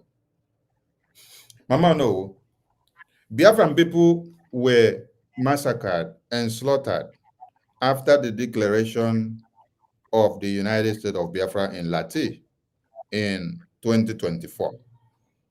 Then, in February that just passed, Biafran people unanimously declared a sit-at-home, a 2-day sit-at-home, which is the same template, the same momentum, the same multidimensional approaches that they have been using to fight the Zoo terrorists. Ngozi and her group came out to say that there is no such sit-at-home, that Biafran people should not carry out the sit-at-home. Mama, no, what can you say about it? Because if Biafran people have been doing sit-at-home to speak against the government of one Nigeria, now Ngozi came out when they massacred Biafran. She did not do anything, not even to hold emergency press briefing or to talk to Biafrans or to even do anything or to call on Biafra Defense Forces or to give reassuring words to Biafrans. She did not. But when she saw that Biafran people took it upon themselves to declare a sit-at-home, she came out to debunk it, that Biafran people cannot sit at home. Is she working for Biafran people or she is working for the Zoo terrorists? You know what? Sit at home has always been the tool. For students of history, India had their sit at home for, I think, close to 2 years. And the British eventually, they packed and left. It's a very strong weapon to send a message, because the money the government loses when you sit at home 1 day, sit at home 2 days, they feel it. That's why they are doing all these nonsense they're doing to stop the sit at home. If it's not working, they wouldn't try to stop it. So I was disillusioned. I was flabbergasted when I heard that she told them that there's nothing like sit at home. Mazi Simon Ekpa does that. She's in Mazi's Dr. Abezi is in Mazi Simon Ekpa's government, and the COS, she's the closest to him. Yeah, that's why he made her the surrogate. So if we decide because they slaughtered our people and our people wanted to show their anger, nobody has any right to say, do not do sit at home. Because when it's not your family, you don't feel it. But when it happens close to you, you feel it. Those families, they find some reprieve, seeing that, oh, you know what, they are honoring, then it will help them get closure. But for you to say they wouldn't do that, I was disgusted by that decision. But what can I do? I was still sitting in the wings and watching and praying and asking God, because God is the God of all impossibilities. There's nothing God cannot do. The Bible says that when a man's way pleases him, he makes him even at peace with his enemies. So standing on that, I'm pleading, I'm begging. I'm pleading, I'm begging. Let us take care of this issue. Let us forget all pride, because every human being has three people working with them: me, myself, and I. Let's take it away from this flesh, this carnality that is making us do and not be sensitive. There comes a day we are all going to stand before the Almighty Maker, who has the total right to take life and death. No man has that power, but only Elohim. So mine, I'm the watchman. I will speak out, and I can't force anybody. You can take a cow to the stream, but you cannot force it to drink. So that's all I can say there. Thank you, ma'am. Thank you, ma'am. Thank you, ma'am. Ma'am, you said you resigned from Ngozi's group of USB Chacha Nigeria group. What message, and you did that because of the misconduct that you have found, which does not go in line with what the Biafran government was all about. Now, what is your advice to people like Reverend Nene, Dr. Hey, I forgot the name. There are many ministers there that were in BRGI with Prime Minister. Benny. We have Dr. Benny. We have Oloma. We have many of them, people that we thought that their brain should be working like an engine to be able to discern and see things the right way. You, as a mother, as a grandmother, as a mother of Biafra, after seeing all the red flags, you resign from that group of sabotage.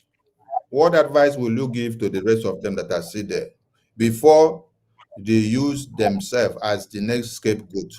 Because they wanted to use Adarama also. Adarama happened to speak up and shout after they have tried to use her severally. Now she is free.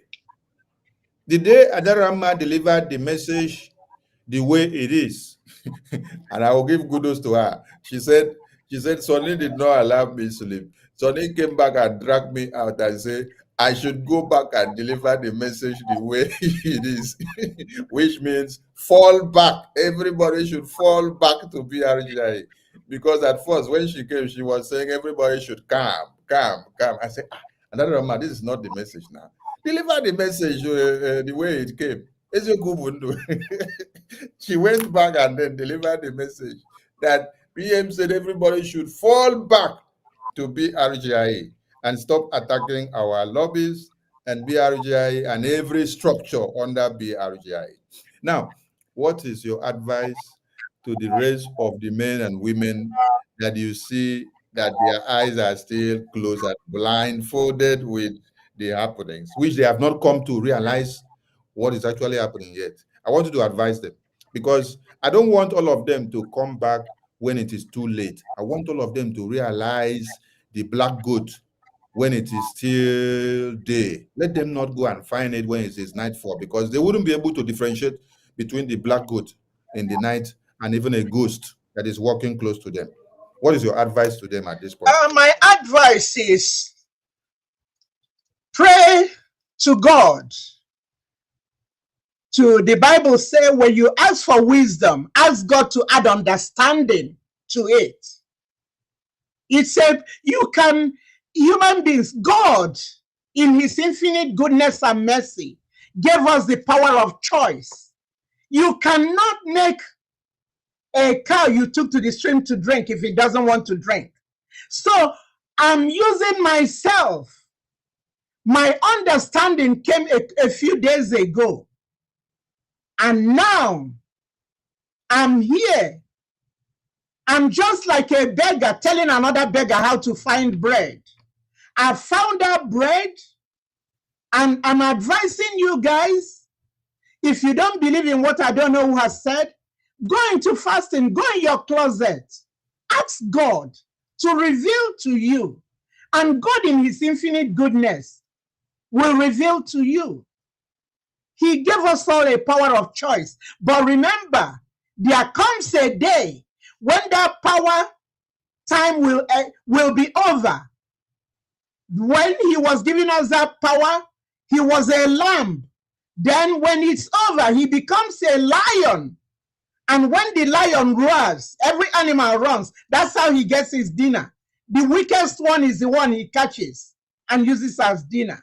So please, I'm just a beggar telling another beggar, I found the bread. We want to be one. Do not mind if somebody accuses you and say, oh, shame on you. Forget it. How yes, 6 months, 3 months. They'll find other things to talk about. Even if they don't, who cares? Heck what? Popular Americans will say, go to hell. Yeah, heck what? No, you are doing this for yourself and your future generations. Rotania, we're doing it for our future generations to save our name. So if I will take shame to prolong my generation, I will do it. Like I would always tell my daughter, I told her, you see that your body is God's holy temple.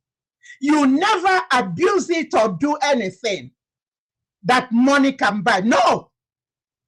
Tell me if it means me selling out what I have and giving you that money, but never sell that body. And that was how we went on. So it all depends on everyone. Bikonu. This is not the best way to go. We need to forgive one another. We need to stop cussing people out on Twitter. I see how you guys are abusing, and even over here, I don't care. So let's stop it. You don't get anything. Just be civil, be friendly, allow them. That's it is God's compassion that leads us to our salvation. Checking out what we've done, we will all be in hell. But he's so compassionate, and we have to show compassion to one another. Bikodu, let's forget this. Let's bury the hatchet. Let's bury the hatchet. Let's calling each other. Let's stop calling each other names. Let's do the needful. And the needful is that for now that I have proved that Ogenkere is delivering money to these guys, I can tell you guys, go to Biafran government, put in your money there. On Saturday, I will be there to join in that fundraising. Thank you. Thank you, ma'am. Thank you, ma'am. And there is one thing I want you to correct from your statement. Okenkere is not giving anybody money. It is the Biafran government in exile that are doing their liberation. Because some people have been using Simon Ekpa is giving them money. So they use it to implicate our prime minister. So Okinkere is just the finance minister and acting prime minister. He's not giving anybody money. It is the responsibility of the government. This is a disclaimer I'm making. For other times I have said that Oyenkere is giving money. What I implied is that the finance minister that has the portfolio within his job description to shell out this money is the one distributing this money.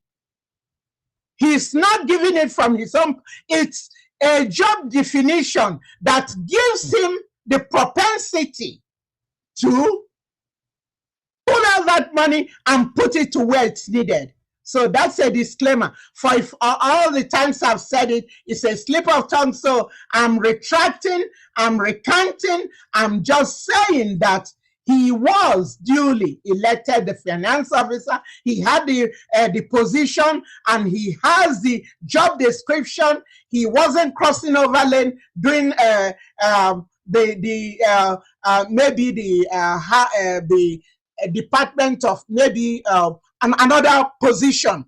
Okay, we had different positions. Okay, I had my own position when I was there. No, he was executing his properly elected position. That's what he was performing under those guidelines. Thank you, ma'am. Thank you, ma'am. Ma'am, there has been propaganda and blackmail and slander that when Prime Minister was here, that Prime Minister summoned the Finance Department led by Minister Okenkere to come to the Biafran government meeting. And they said, you were part of that meeting, and then Prime Minister called the Finance Minister that I myself, they said I was there in the meeting, that Prime Minister called Finance Minister to come and give financial report of his department, and then he ran away. Please, has there ever been such kind of meeting in the Biafran? Yeah, we had a meeting that day. He was on his way somewhere. So the mandate gave he said he didn't have enough time to present his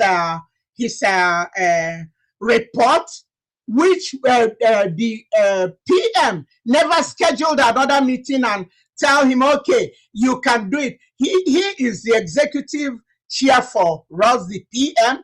He told him that he didn't have enough time to present his. The two other people presented theirs. Okay, so now we never had another meeting to say under the PM until all these things started going crazy. Yes. My question is, they call you, a meeting is scheduled, and then you run away. It's different from what you're saying now. Somebody is on the way, like me. When you called me, or when I scheduled this meeting, I was in a very far distance. And then I told you, we are going to have this meeting. I gave time. The lies and propaganda they are putting is that Minister Okenkere never appeared in the meeting. No, he was driving, and he told us, you see, I'm driving, and I'm still manipulating to stay on the Zoom. And Odobu said, yes, that's what we do. He complimented him. Yes, he was driving. He had a 3-hour drive to go, or 4. I don't quite remember. I can't quote the exact hours he had to drive. Yes. So it's not like he absconded. He was on his way to do Biafra function. It was a Biafra function he was going to. But it's all up to the Prime Minister to say, okay, when he said he didn't have enough time, to say, okay, now I will want you to do it on such and such a day. So he didn't run away. He showed up, he logged in while we were in the cabinet meeting. Thank you, ma'am. You have clarified the point. He never ran away anytime. So the propaganda from those people that are bringing it up, you people should go and look for another propaganda. You have given so much credence to the good works of General Butuzo and his entire team. And then you also made the references that it took so much for him to be convinced before he started doing the sacrifices that he's doing with his people. Now, one of the reasons why the zoo terrorist government, led by why the zoo terrorist government, led by Tinubu, and the terrorist army, led by Musa, came to the media to cry and cry and cry, is because of the firepower of the Biafra Liberation Army under General Igwe Butuzo. And we saw all the wotos that they were giving to the terrorists. Musa cries severally. That when they come to kill the Biafran people, the trees and the forests does not give them a clear sight to be able to bomb them on ground. So this means the Biafra Liberation Forces have been up and doing, and every Biafran had seen their good works. Nigerian government had seen their good works, and they were crying over it. But it shocked me to hear that Onyami, who was sent by Ngozi to go and have a call conversation, which they brought out and circulated on the media with General Igwe Butuzo, they opened their mouth to say that they have not been seeing anything that the Biafra Defense Forces have been doing under General Igwe Butuzo. And I now understand that this is what led to Ngozi's persistency of her making the proclamation that she wants to change the commanders to have her own commanders. Because they sat down and decided and brought it out to put it that they are not seeing anything that the Biafra Defense Forces are doing. Ever since, it is because of the firepower of Biafra Defense Forces that made Prime Minister go inside to go and answer questions for Biafra. Because every country firepower and potency and sovereignty lies in your defense. If you don't have a strong defense, nobody will take you serious. So there has been a strong defense mechanism set up by the Biafran people, and that is why the occupational terrorist army coming into Biafra land are crying. And this sparked public discussions, which now made Finland to now listen to one Nigeria and then call our Prime Minister for interrogations. The question is, does it mean that all the people in Ngozi's group, they never saw what the Biafra Defense Forces were doing since 2023 that they were unveiled in Helsinki to this very day? That they came to a conclusion of now going to go and form their own group of armed groups, which they now wanted to go and use Caterpillar Ebubagu to come and replace and change Commander Igwe Butuzo, the general, and his entire men. What kind of perception came about that this wickedness had to even come? Is it that they never believed in everything that has been happening when Prime Minister was here, or they just want to become leaders of their own overnight? You know what? Like I said earlier on, I told you guys the caliber Ikonso was. May his beautiful soul continue to rest in peace. And those children of his, may God make a way for them that they will not suffer. When Butuzo was serving under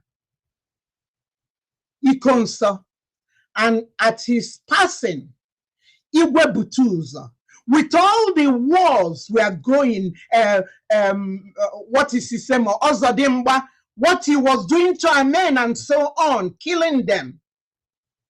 Butuzo, Ikonso and Butuzo were our shield. Even Carolina White, they were using every and anybody to sabotage. They were the eyes of the Nigerian government within our family. So for when he passed, Igwe Butuzo took over. You won't blame him. He was then, Madam Azuka was the defense minister. She was working so well with these people, putting in all the efforts of that woman to the extent her house was burnt down. And since she left, she kept quiet, just lay down there and then speaks when she needs to speak. It took her to convince them, even though she was, to convince Butuzo and them to accept, because they were scared. I don't trust these people. He was convinced, and then they came on. Them and Simon, they were the situation room, everything. It was a family. They were working so well together. They started building camps. It took a while. You know how long it took to build the different camps and establish them? Nobody knows about it. That's why Musa said when they come, they're like trees. They don't see them. They were killing the Nigerian forces. They will come in, they will carry them in body bags. They were killing them.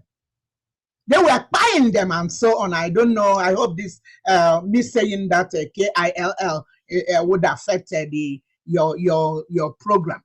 So they were doing that. And this man took his time to train. The terrorist forces.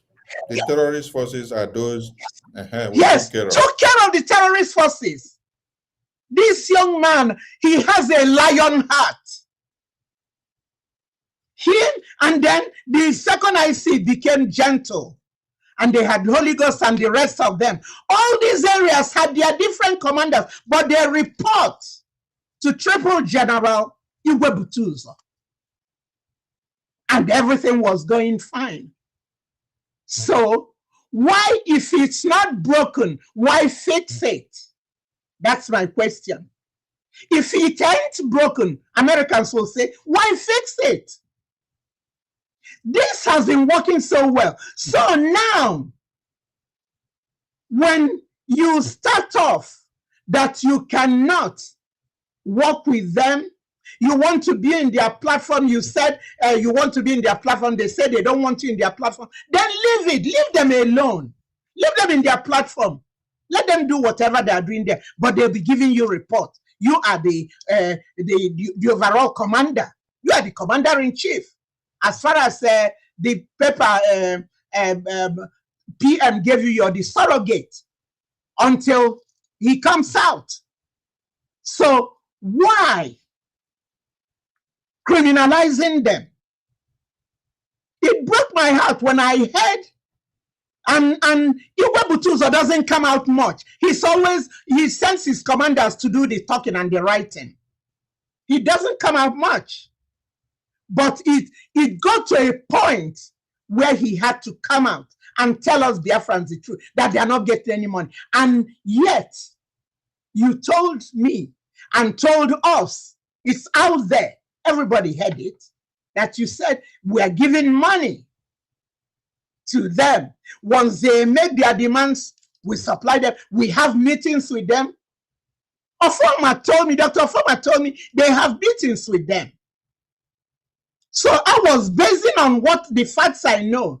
I said, if you're having meetings with them, that's good. And that they will send them money. The money, they'll send them so many millions. It will last them a month, and then they will send them. I was so happy when he told me that. That means they deceived you. They told you lies. Yeah, they told me what's not true. I believed it. Wow. Dr. Former told me they have had meetings with them. They've sent them millions, 25 or 30 million. I can't be exact now. I was happy. So when I heard that they want to change to Caterpillar being the commander, I went to Dr. Former again. I told him, listen, you and I know that Caterpillar killed the ESN. He agreed with me. I said, now go, let the COS know. You can't use Caterpillar as commander. You cannot. I told him, you are a contributing guy there. Go there, stand your ground, tell her that. That was the last communication. So when they killed those young men that were waiting for Caterpillar to bring the money, I had to write him a note. I wrote him a lengthy piece. I told him my heart is broken. And I highlighted, my heart is broken. It was broken for those children that were waiting for reinforcement, and the reinforcement never came, and they were all died. They all were killed. Come on. So I don't know what else to say. Thank you, ma'am. Thank you, ma'am. Thank you, ma'am. Thank you, ma'am. Take some water, please. I want Biafrans to listen and listen very good. The very meeting where Mama Onuwu talked about, where finance minister was called up to say something about finance. That had happened to be, I think, the last meeting of the cabinet. And I think that meeting was a live broadcast. I think Prime Minister pushed us to be on air so that Biafrans will hear the policies that the Biafran government were making. And Biafrans can go through that video. Now, before I say what I want to say, I want to clarify something. I've been with Prime Minister since 2021. Madam Mazuka has been with Prime Minister since then as well. Mama Onuwu here has been even at the background. Yes, she was at the background doing something also. She later came out to show her face officially later on, but she was doing a lot at the background. You can hear, you can capture all this I'm saying from what she has narrated here now. And there are a lot of people that have been doing secret services to this very government like this. Now, I want to let Biafrans know that since 2021, that I've been with Prime Minister in this Biafra liberation to this very day, there has never been a time that the Prime Minister will call the Finance Minister to come and give financial report inside the general meeting of the Biafran government. All those kind of report that has to do with finance is done behind the scene with the finance team and the department, because we owe dear the finance of this very government. One of the reasons why Umuada was scrapped was because of calling for open accountability of the finance, because the enemies of Biafra wants to see and know how much comes into Biafra government and how much goes out, so that they can come and then fight in. That is why Musa said something. Musa said, we have monitored and seen that many of them are making donations from diaspora to support Biafra. We have to target their finance. When we cripple their finance, we will get them. That was the message Musa said. And in that very meeting which we had, who brought up the agenda on the item that finance minister should come and give report in the public air about our finance? It was Ngozi.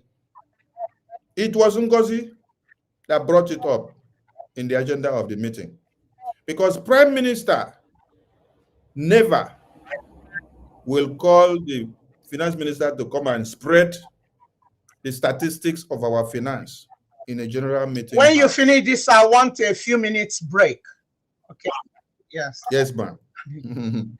Now, America, as a sovereign nation, or even Ukraine or Russia that are fighting war, or even Israel, you can never see the financial report. If you don't mind, I am hearing you. I'll be right back on my seat. Yes, ma'am. Yes, ma'am. Yes, ma'am. You can take a leave, ma'am.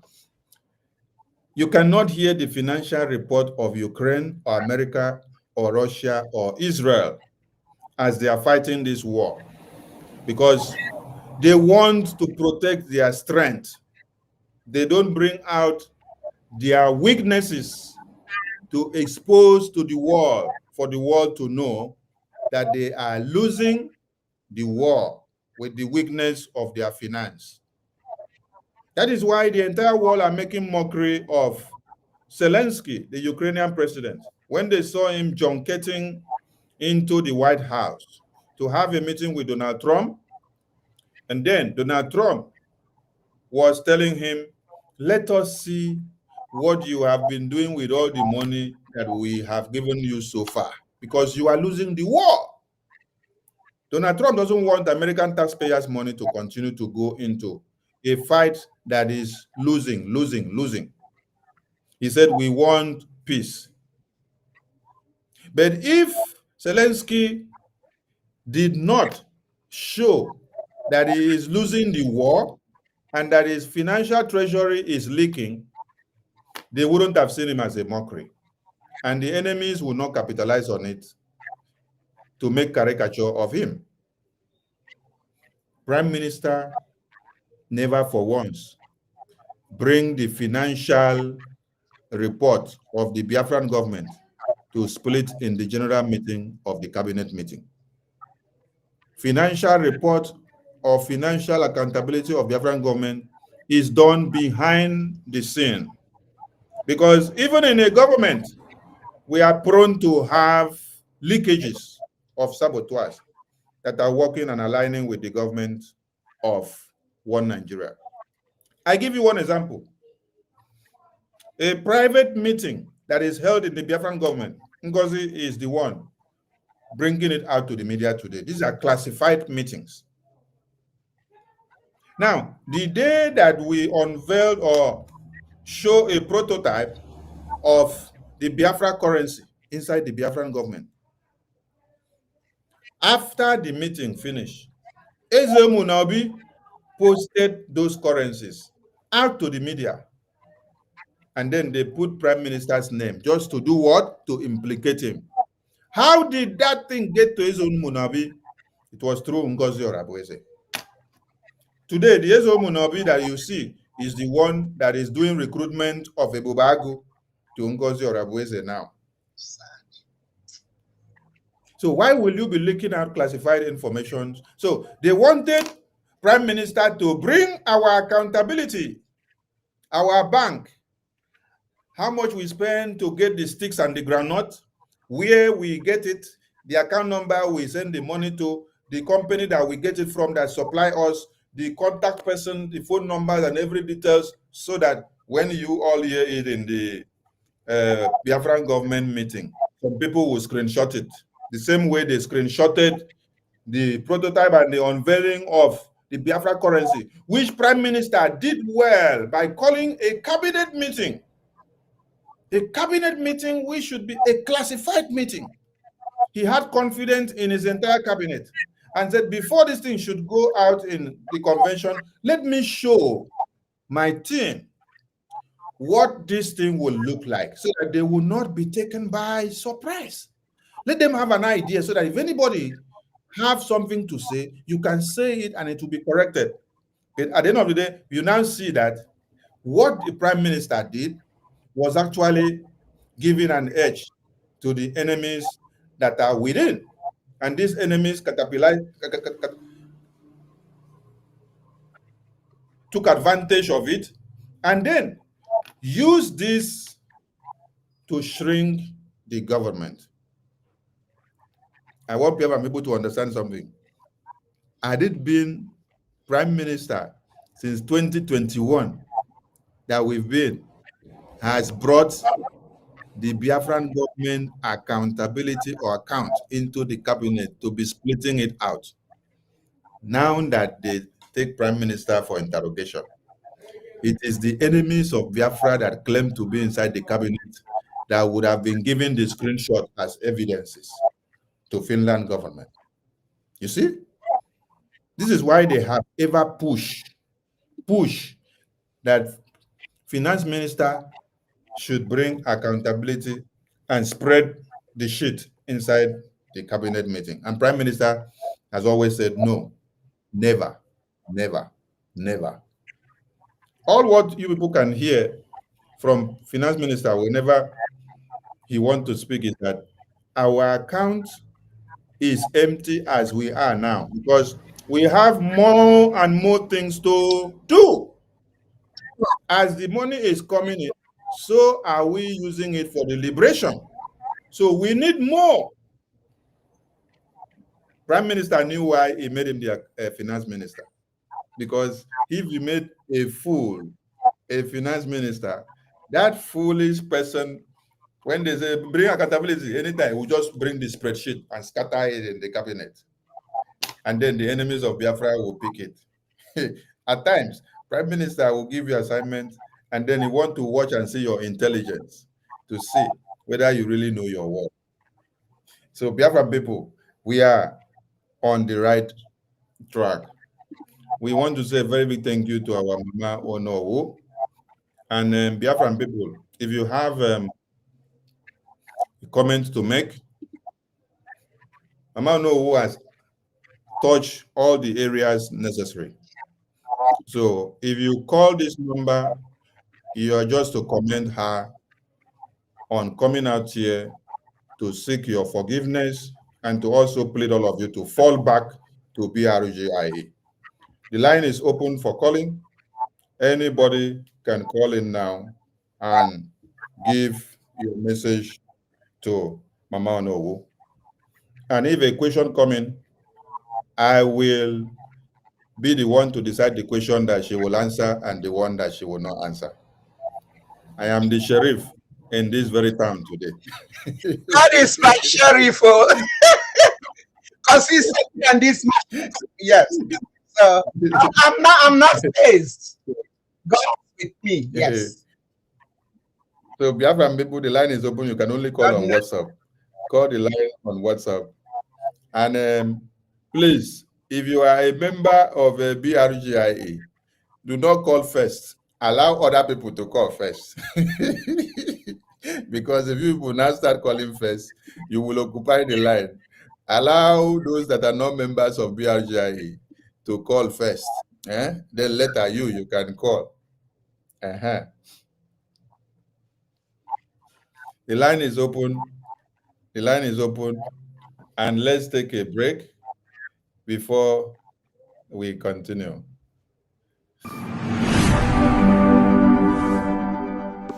I want you to understand, it is only in Biafra land that people are not running away from their ancestral land in the entire Nigeria. In Yoruba land, people are fleeing the ancestral land. In the northeast, northwest, middle belt, people are fleeing from their ancestral land. It is only in Biafra land, and the government of Biafra made it possible. But you know what? They would like you to believe that Simon Ekpa is the cause of insecurity.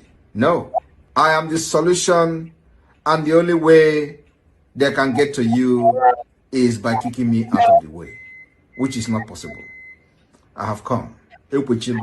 After I'm done with Nigeria, Biafra will be free and enjoy freedom. Biafra will know the importance of freedom and what I'm doing today in 5 years to come. Thank you. I want you to understand, it is only in Biafra land that people are not running away from their ancestral land in the entire Nigeria. In Yoruba land, people are fleeing the ancestral land. In the northeast, northwest, middle belt, people are fleeing from the ancestral land. It is. All right. Thank you to everyone. We have the first caller on the line, and is the APM of BRGIA. APM, Biafrans are listening to you. Welcome to the show. Thank you very much. Honorable Minister of Information, Mazi Sonia Barawa, thank you. We Biafrans appreciate you and your team. And a big thank you to our mother in the studio, in the person of Honorable Onuwu. Thank you, ma. We really appreciate you. And Biafrans love you. They love your courage. They love everything that you be doing. And when our leader, Mazi Nnamdi Kanu, said when Omwada, or when the mothers of Biafra rise up, that Biafra will be here, I believe you're one of those that he's actually talking about. Because our motherland represents the mother. The mother gave birth to we that are living. So the mothers have a big role in any society, and a country is actually referred to as a mother. So because without the mothers, there will be no us. So we appreciate you. Thank you, and thank you for your courage, your boldness. And I believe with time, fellow mothers, we also come back during the struggle, do the needful, so that to make sure that our land is secure. Because I don't believe that mothers of Biafrans will be happy seeing their children being killed by the Fulani Jinjawi, by the Nigerian terrorists, because I don't think they give joy, because they know what it is to carry the pregnancy for 9 months. Then after delivering the baby, and you probably train your children to any high level of education, whether educated or not. And I don't think the mothers of Biafrans will be happy seeing terrorists beheading their children, killing their children, raping their daughters. So Biafrans appreciate you. Thank you very much. Thank you, dear woman. And there's another thing where I actually decided to call. It's very sensitive.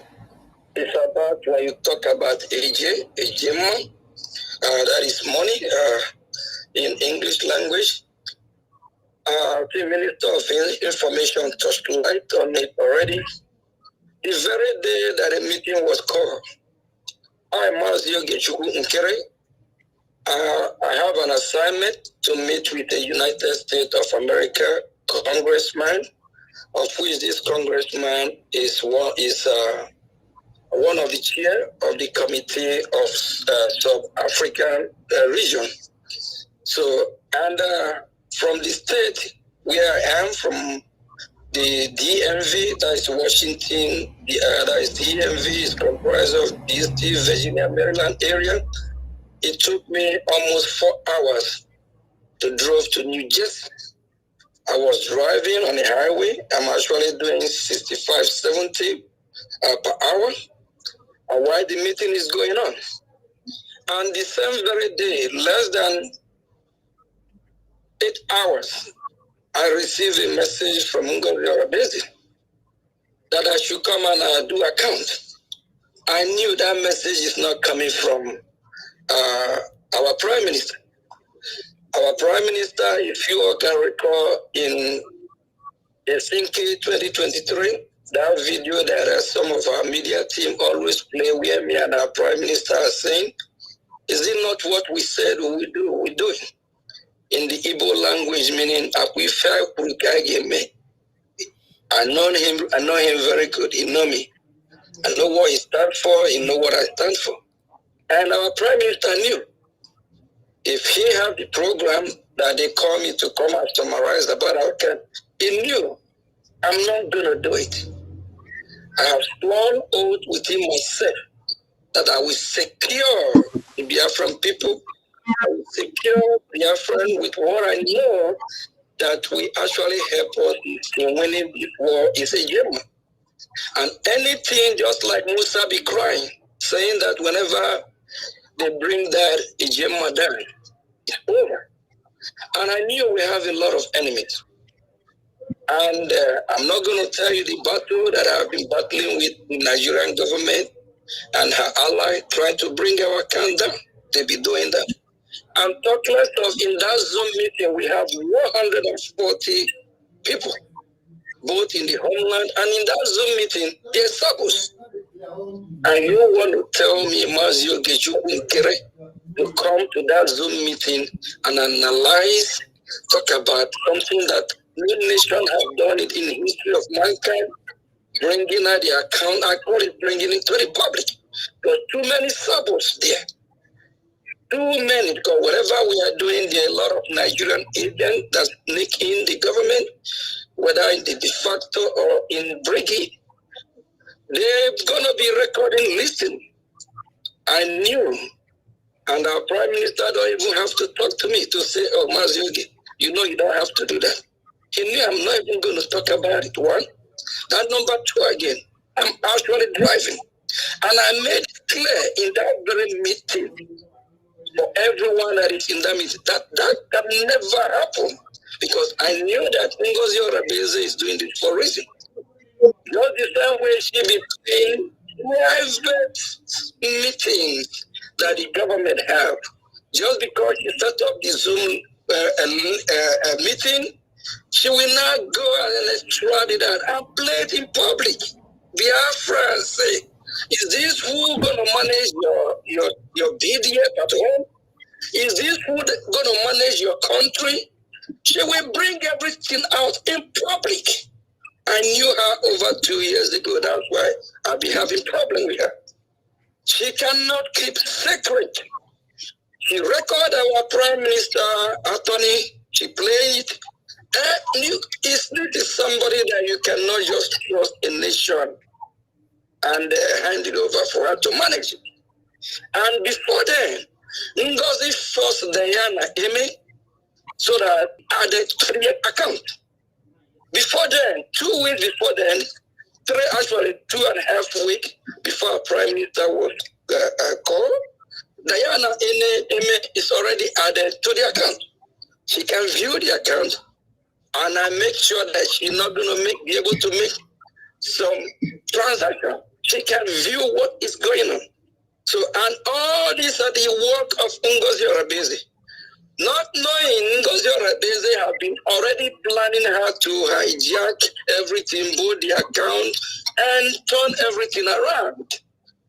So that very meeting, our Prime Minister never summoned me for any accountability. We have a treasury department. We know how we communicate. So, and please, I'm not, our Prime Minister, he is not in any of these accounts. I just want to make that clear. For those that think that when they're doing fundraising, they're doing it for a Prime Minister, they're not. It's for Biafra. So on that very issue that our Prime Minister called me to come and do a campaign, no, he did not. It's Ngozi Orebeze manipulation. It's Ngozi Orebeze had to start to bring things down. She already been planning this years before today. All this stuff that is happening today did not start today. It just happened that somebody like me, God have put me in a place where I am. We have been one that is checkmating Ngozi. And right after our Prime Minister was called for questioning, she see the opportunity. And in 3 days, when after our Prime Minister was called, Ngozi Orebeze went and formed interim government without the knowledge of the entire cabinet. She formed interim government on her own and even added me because of finance. And in that meeting, when they called me, when they set up the first meeting, I was yelling at Ngozi. I think Ngozi, disease, close this group, close this interim government. I asked Ngozi, do you still know what is the meaning of interim government? A government replacing a government. Ooh, how did she come about? That very meeting, it was just a lot of, not even argument. I was just indicting her to let her know what she's doing is wrong. Way before the so-called surrogate text message, that thing is not even a letter, manipulated text message that she actually didn't bring the whole thing out. She uttered it. A lot is going on, a lot happened. Not everything we actually going to say on air, but things work out in a way to protect those that need to be protected so that our integrity and what we are doing will still keep going on. But Ngozi Arabende is a salad. Biafrans, if you don't know who she is till now, I think it's high time people start asking questions. I am as Yogi Chukwunkire. I have sworn oath within myself that I will protect the finance and account of Biafra until Biafra is fully ready, restored, and Biafra regain her sovereignty. I will never let anything happen to it. I will never let what Ngozi Arabese try to do happen. Please, I beg every genuine Biafrans, before I join this struggle, I'm already a married man. I'm self-employed. I'm blessed. I don't need Biafra money. I don't see anything. Actually, I contribute and I donate. Biafra never pay me 1 agent, and I never took or take 1 agent of Biafra money. And I have been using my money, contributing, participating financially to make sure that everything is going. And that very day that I was driving that almost 4 hours with the traffic, I get back home around 3, 4 a.m. in the morning. All this is sacrifice and work that I've been doing for Biafra, and I love what I'm doing, of which I spent total of 8 hours driving, not the hours at the meeting. So Biafran people, please, I plead with everyone, don't be misled. Truth will be coming out every day by day as we progress. And our Prime Minister will soon be out, and when he's out, I'm actually going to plead with him. There's a lot of things we need to clear to let Biafra really understand what is going on, and for Biafrans to still have the trust that they have on us.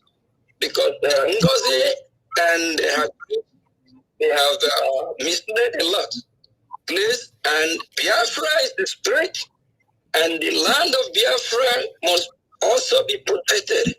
And everything that make we Biafra who we are, we believe we are weakness, will protect us, will guide us, just like our mother, I don't know who here. Please, every genuine Biafran, wake up, have a rethink, ask yourself question. If we have been having problem, issue with our account a year ago, 2 years ago, do you think the Prime Minister of Biafra, Mazi Simon Ekpa, would not have either sacked me, suspend Mazi Ogechuku, or let the Biafra people know what's going on? That never happened.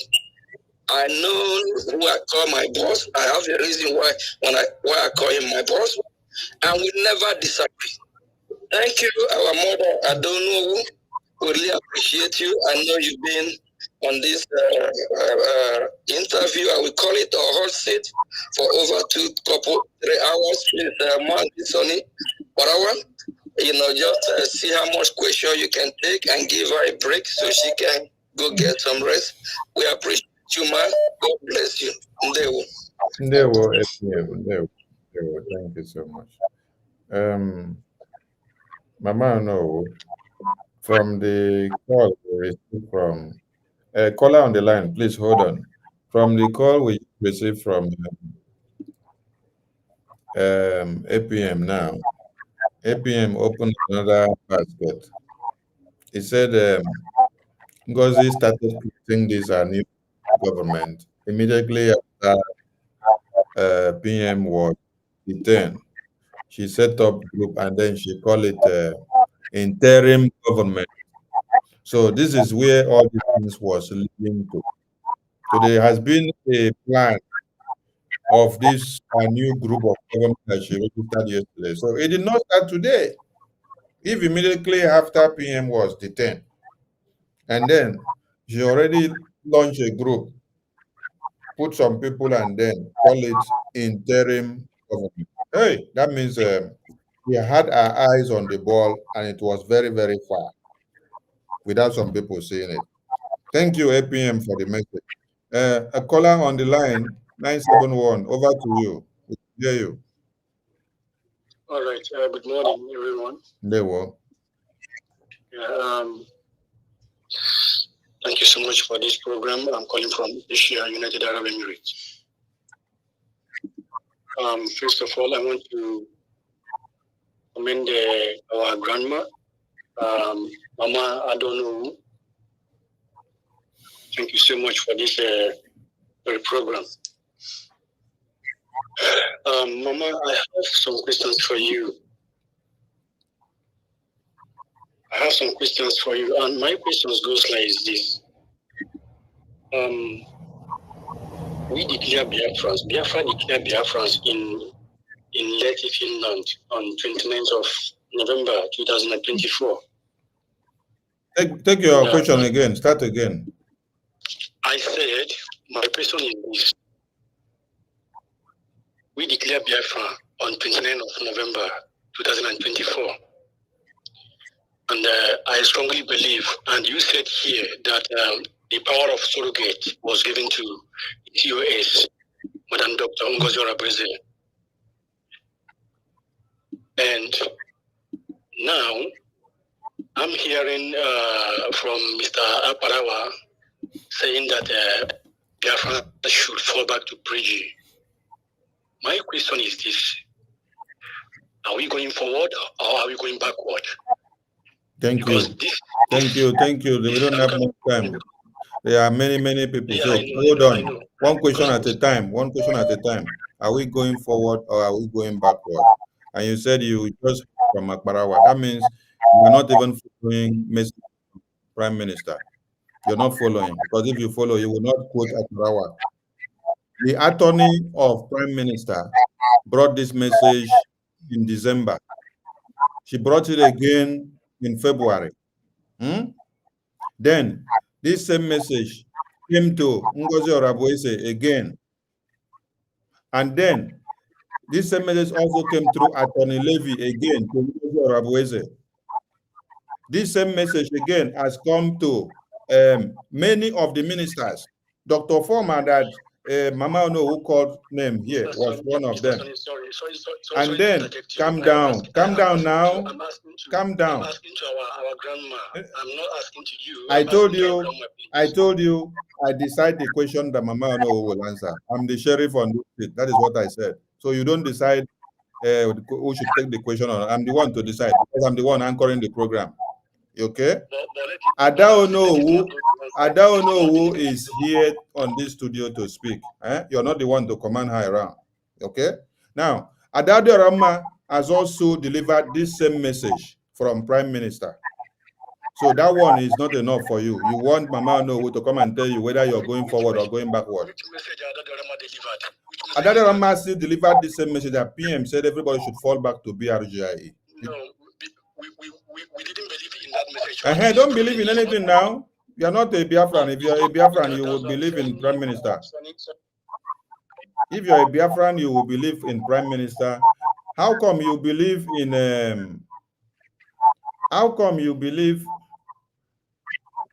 why did you cut your call? By yourself. I wasn't the one that cut the call, Sonny. Okay. Why did you believe in the message that Ngozi brought from the same attorney about the surrogate that you're talking about? Then when the same attorney now bring another message that PM said everybody should fall back, you don't believe in it. Why did you believe in the surrogate message? Then you don't believe in this other message. We didn't see any message that we never received any message from that one that said go back to the Brigi. You did not receive any message? Yes. Go and ask Ngozi. Ngozi will give you the message. He's not. She has the message. She will give you. Ask her. She will give you. If you did not see it, I'm going to send you the message. Don't worry. This is not time for argument. I'm going to send you the message through this your number. So I will send you the link of that message from the attorney. I will send you the message. So let's attend to another person. Hello?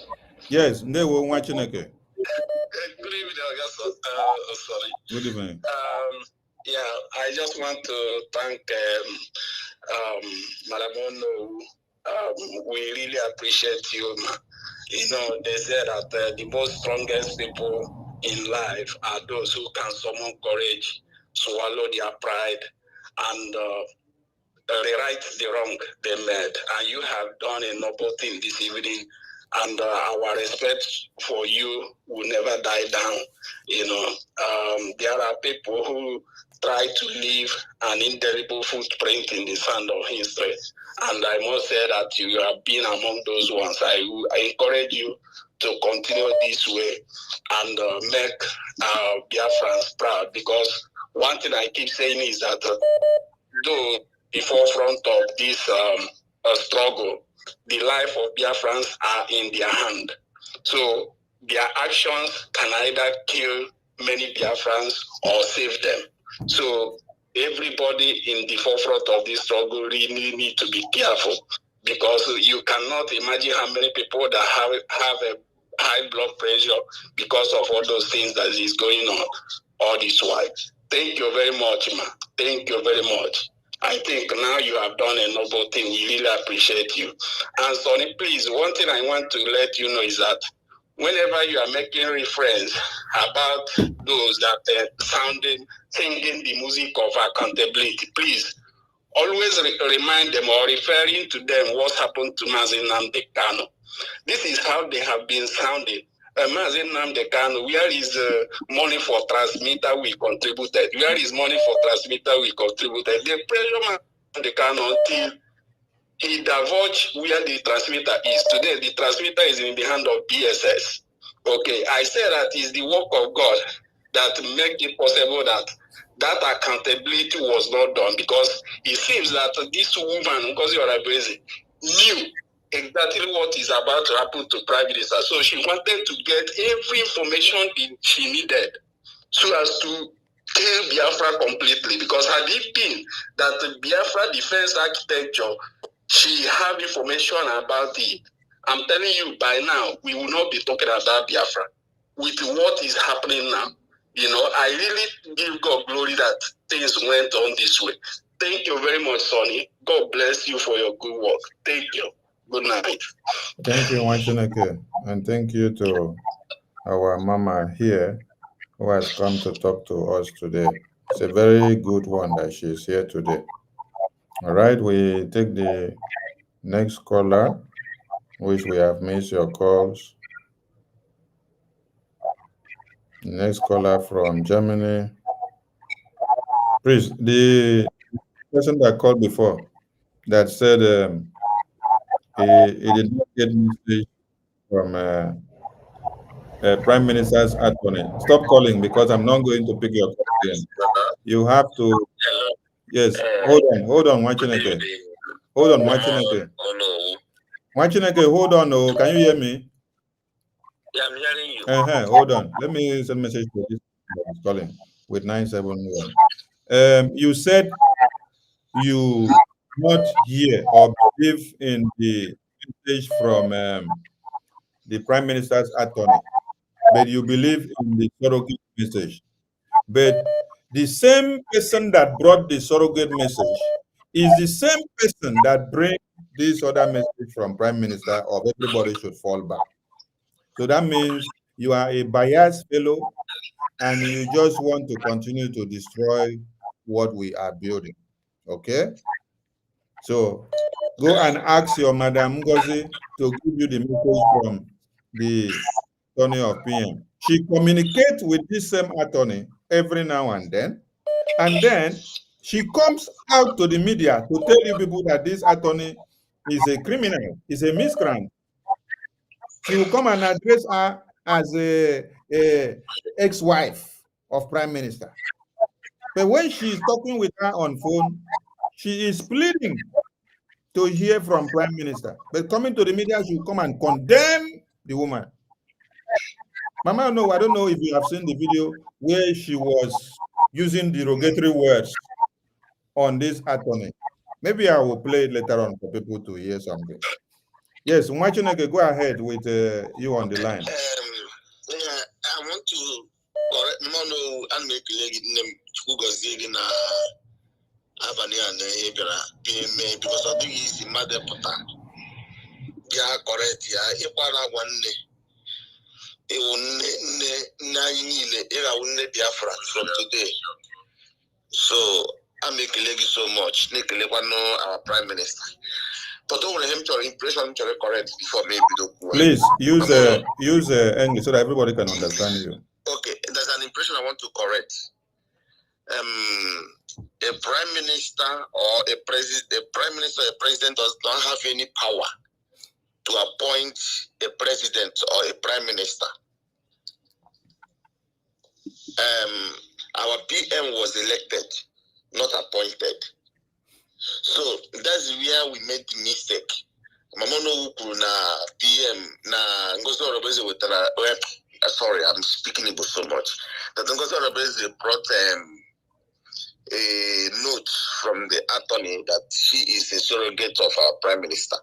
Does not give her any authority to be acting as a prime minister, Mama. We are educated. I'm living in Germany. I'm not. I went to school in Futo.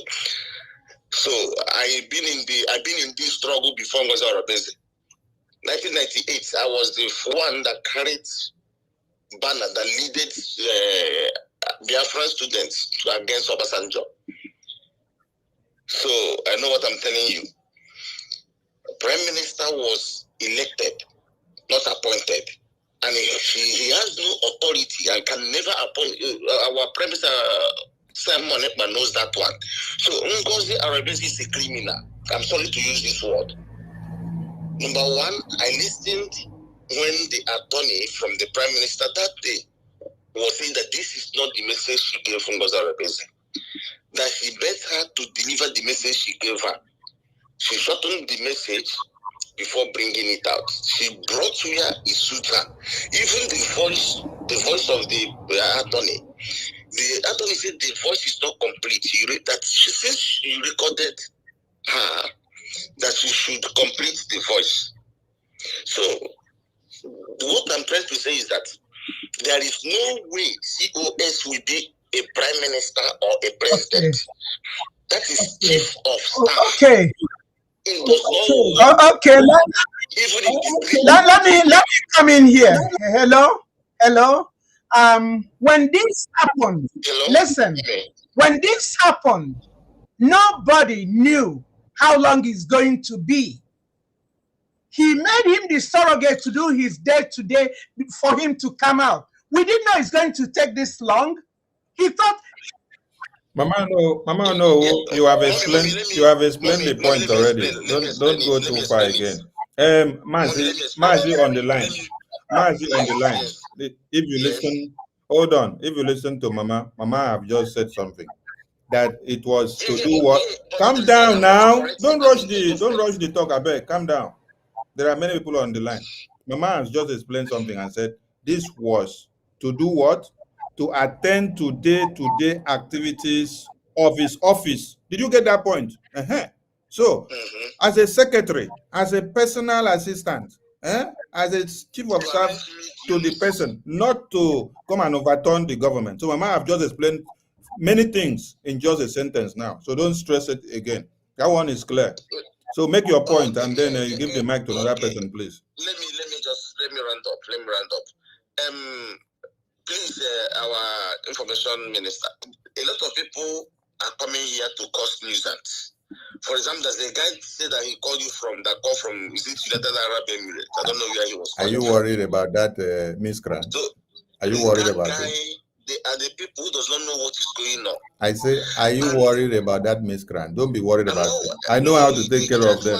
I know how to take care of them. That are passing on wrong information. For example, BRIC is the government that will give birth to USB. USB has no authority to stand for now. Nobody knows us. Nobody, even in the same mind. What we did was to declare. Amazonia has been declared since when did they declare Amazonia? 1991, they declared Amazonia. It's not today. They redeclared it again by Joe Ayaba. Still, they are still in exile. There is a government that is handling the whole situation, which is Blink. So I don't know where our people, it's just like Ugo 247, who did not go to school. Ugo did not even finish secondary school. Okay, thank you, Mwachineke. There's another caller on the line. People are just confusing everybody. Thank you. We have many callers on the line. Don't take the time too much because I don't want to keep my mama here too long. Let's listen to another caller from Biafra is in Canada. Biafra is in Canada. Welcome to the show. Over to you. You can speak. We can hear you. Okay, thank you. Thank you, ma'am. Am I coming clear? Very clear. Okay, thank you so much.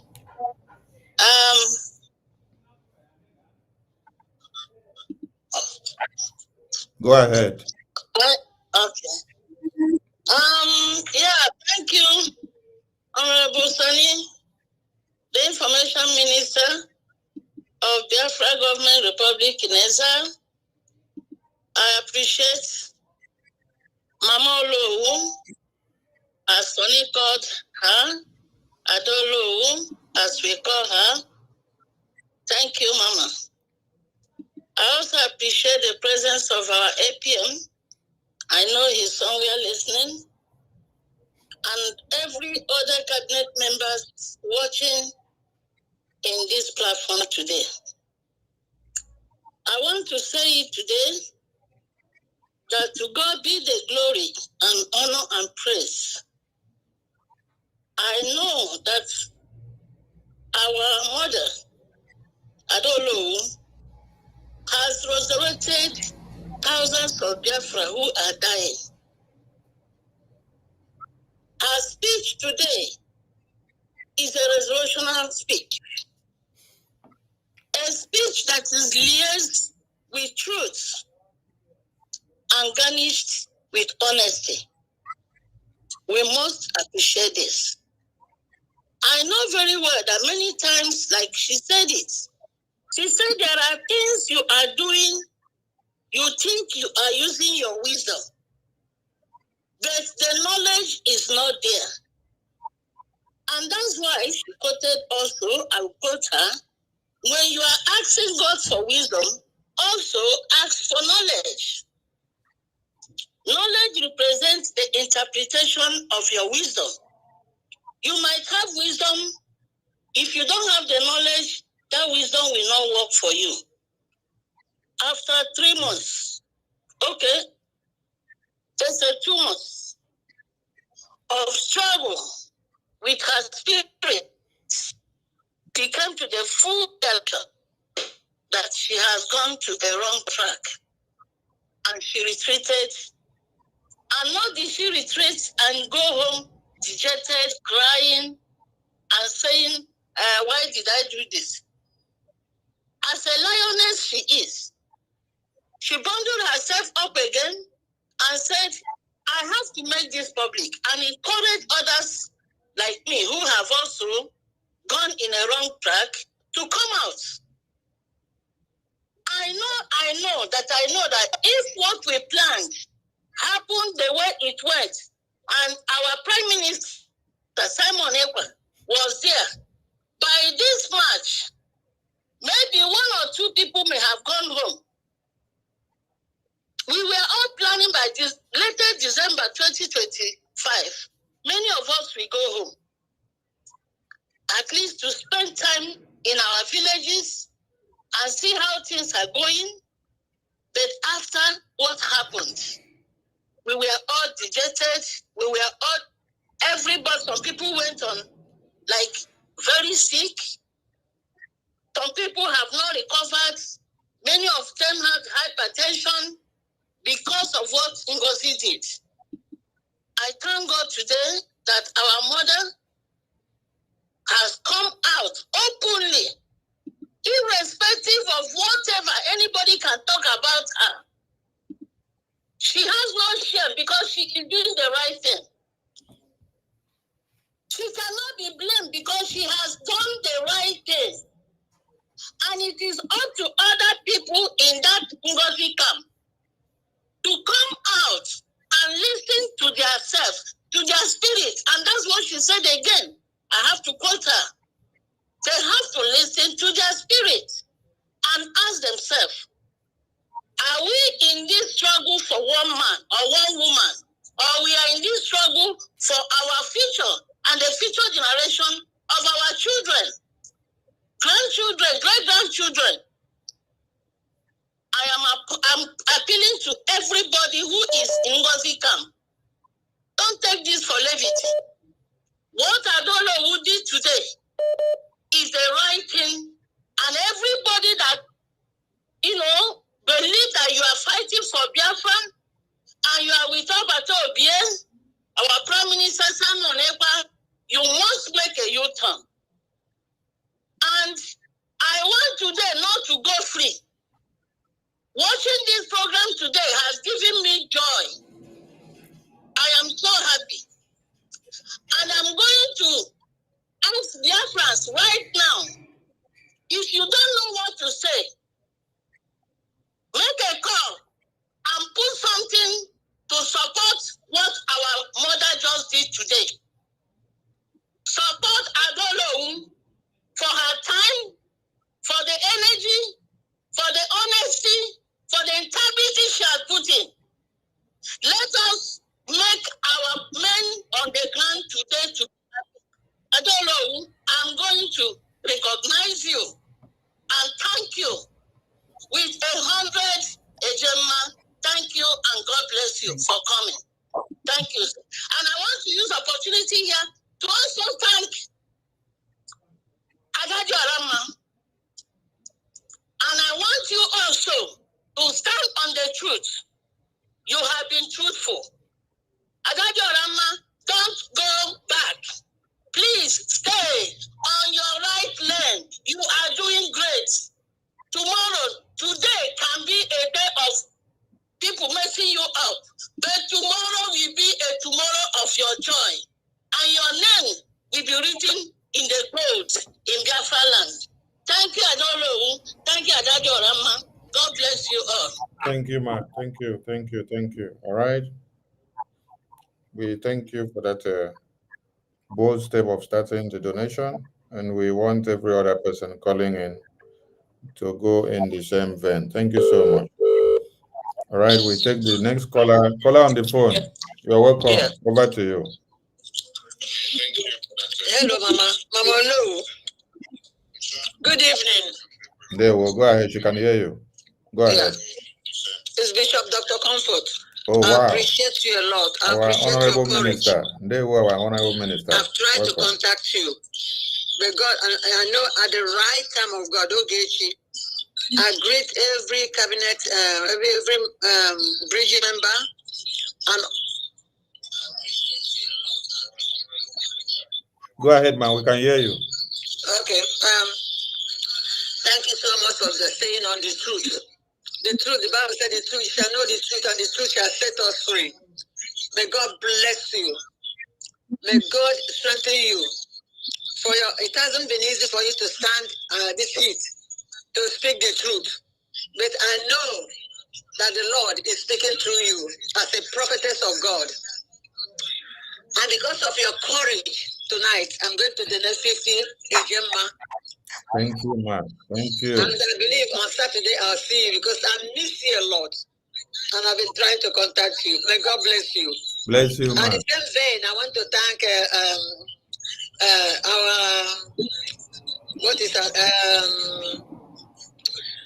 the other one that had courage as well to speak what our Prime Minister sent to her to speak to every Biafran. I don't know. This is the time for us to know the truth.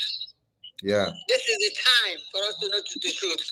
We should be on the right side of the truth.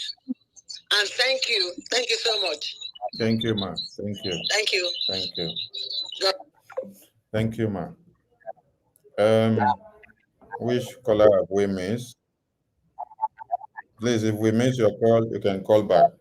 Adadio Rama, do not allow anybody to push you around. Just like Sonny is not a pushover. You cannot push Sonny around.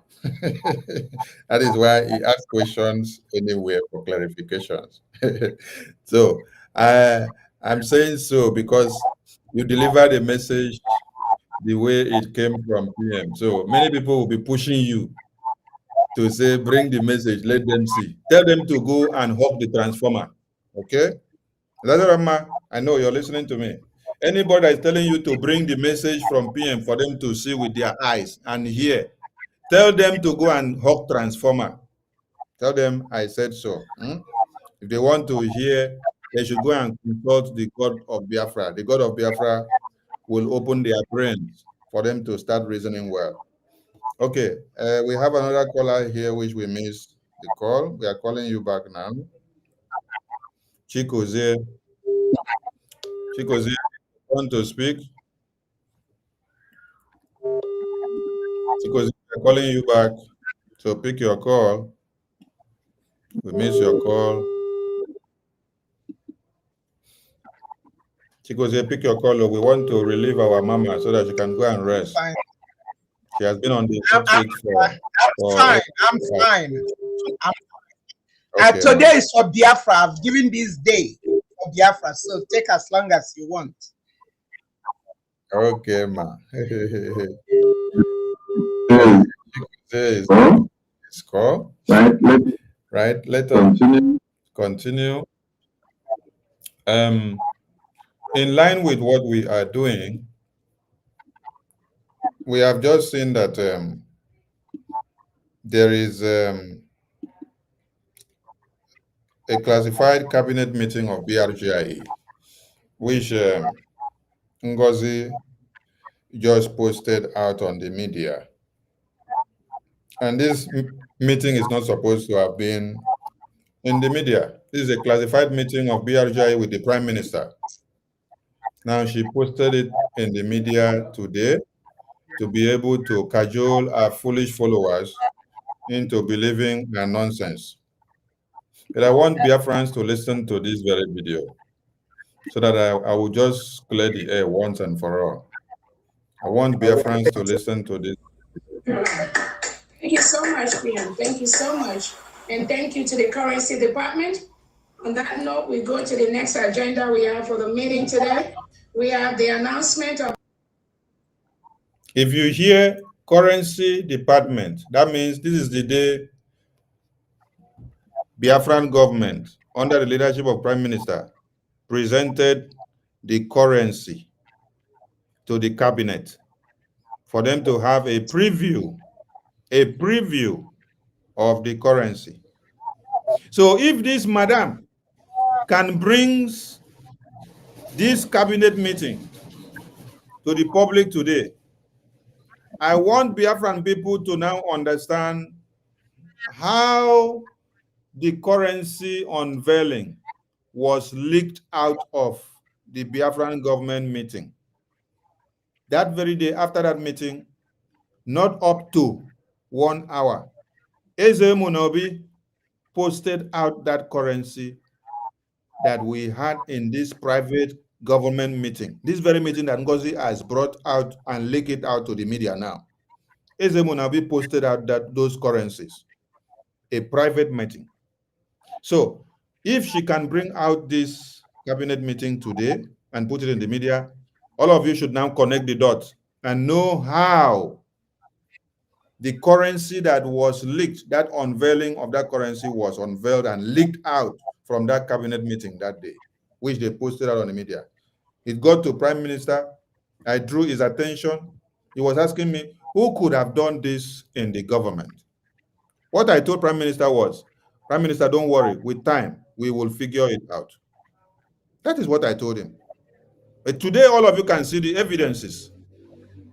The most trusted that she claimed to be the COS, she's the one leaking out classified information of the Biafran government to the public. And this is one of the reasons why Twitter brought down the first account that she had, because you violate privacy of the Twitter policy. This is a classified information that should not be in the media. You brought it to put in the media so that you can blackmail or implicate the prime minister or implicate the Biafran government, so that your own new group of USB charger of Nigeria, which you have registered in Georgia, will now make name. So Biafran people should see. Listen, I want to extract a point, because when you think you are trying to destroy the prime minister, the BRGIE, you end up destroying yourself. So listen to this very video. The Committee for Brigade Structure, Perry and Post Declaration by our Prime Minister. Here. Here, she said she's calling on the next item on the agenda, which is the Committee for Brigade Structure. You see, when God wants to expose you and disgrace you, you will be the one to use your hand to disgrace yourself. A committee for Brigade Structure, not USB structure. It is Brigade Structure, BRGIE, Biafran Republic Government in Exile Structure. So, but she's using this video now to deceive her fellow people that their brains have been in the psychiatric hospital of Georgia, to say, Prime Minister of the United States of Biafra, explain what will happen immediately after the Declaration of Independence. Listen to PM. What is she trying to prove? She's trying to tell you that the structure that was said was for her to use it to form a USB. But in the message and the video that she is pronouncing, you are pronouncing that the structure is for bridge, not for your USB. I think we are not having more calls, so we are going to release our mama very soon. Let us play this video so that we explain something to Biafrans. All right, thank you very much, the COS. Today, as we get closer to the declaration of the restoration of independent state of Biafra, we are making sure that we are hitting the ground running, putting every mechanism in place. And of course, as that is happening, we put a necessary structure that is not yet in place. The declaration of Biafra in Finland will spark international discussion. The international discussion is going to spark is the one that will shake the entire world. So, Odeshi has been activated. So we can stand shaking. I am telling you the fact. Odeshi has been activated. Because the discussion, like the police told me here, Simon, do you know that this is going to spark a very big international discussion? I say that's exactly what I'm looking for. If it didn't happen, it means we didn't do it right. They went ahead to ask me, do you know that the president is going to make? I said, that is what I'm looking for. Anyway, let us continue. So on this note, I will be announcing a committee for the structure of the Biafra government after declaration. And everyone who have worked with me from the beginning till now will know how I work. I work in a very mysterious way. I can have different group of people working on the same project and they don't know each other. And nobody knows that somebody else is working on the same project. I don't know whether, some of you may have known that. Yes. So that's how I do my own things. So, but on this note, I will be announcing a new committee that will be working on the structure of government. And the person to head this committee will be Dr. Dorothy. Dorothy, are you here? Dorothy. Anthony? Unmute yourself. Dorothy, Anthony, if you are here, can you unmute yourself and say, yes, I am here? Oh, hold on once. I think unmute. Okay, go ahead and unmute now. You can unmute now. Yes. Yes. All right, Dorothy, you are going to head the committee for the brigade structure that will take place immediately after the declaration in Finland.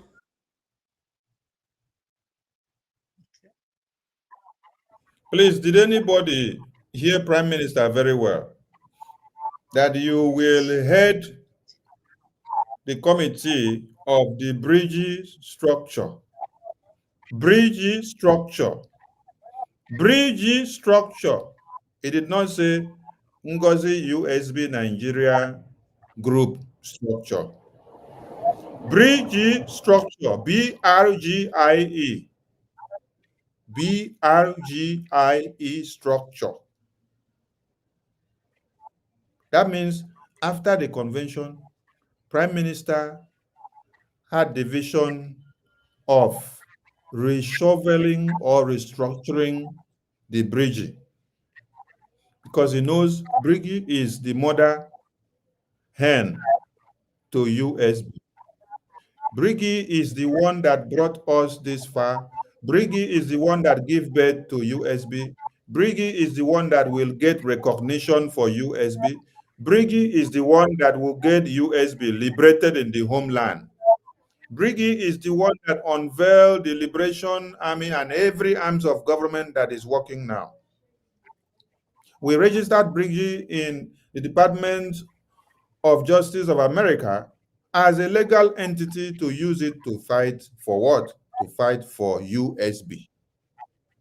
We cannot go and register USB. USB is our country. But there is a legal entity we have to use to get the USB recognition. So please, those of you following Madam Ngozi Mkpurumere, please go and call her to order that there is a problem in our brains. There is a problem in our brain cells, because what PM was talking about was about Briggy. PM did not talk about Ngozi Orabu Fulani USB charger group, which she just registered in January. Yes. So Briggy continue to stand, and we have nothing to do with your nonsense group. Let's listen to PM finish so that you will all know the people. Do you have any problem heading this committee? No, Prime Minister, His Excellency. All right. In addition to Dorothy, members of this committee will be Paul Adinam. Paul Adinam, are you here?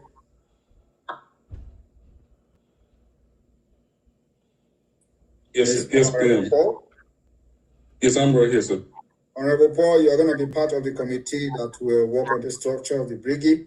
Do you have any problem being part of the committee? No, PM. No, sir. Do you have any problem working under Dorothy? No, absolutely not. No, sir. Thank you very much. The next person in this committee will be Honorable Uche, European Rep. Honorable Uche, are you here?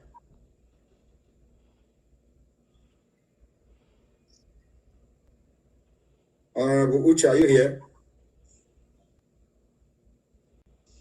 If you are here, can you unmute yourself? If you cannot unmute yourself, raise your hand so we know, so they can ask you to unmute. Honorable Uche, are you here? Honorable Uche, Mazi Uche, I can see him. Unmute yourself, Uche. He's muted. Mazi Uche, unmute yourself.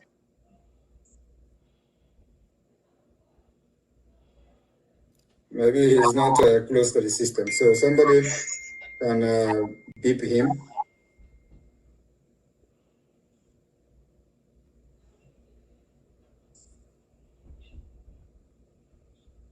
Somebody get to him, please. Okay, let me try and see.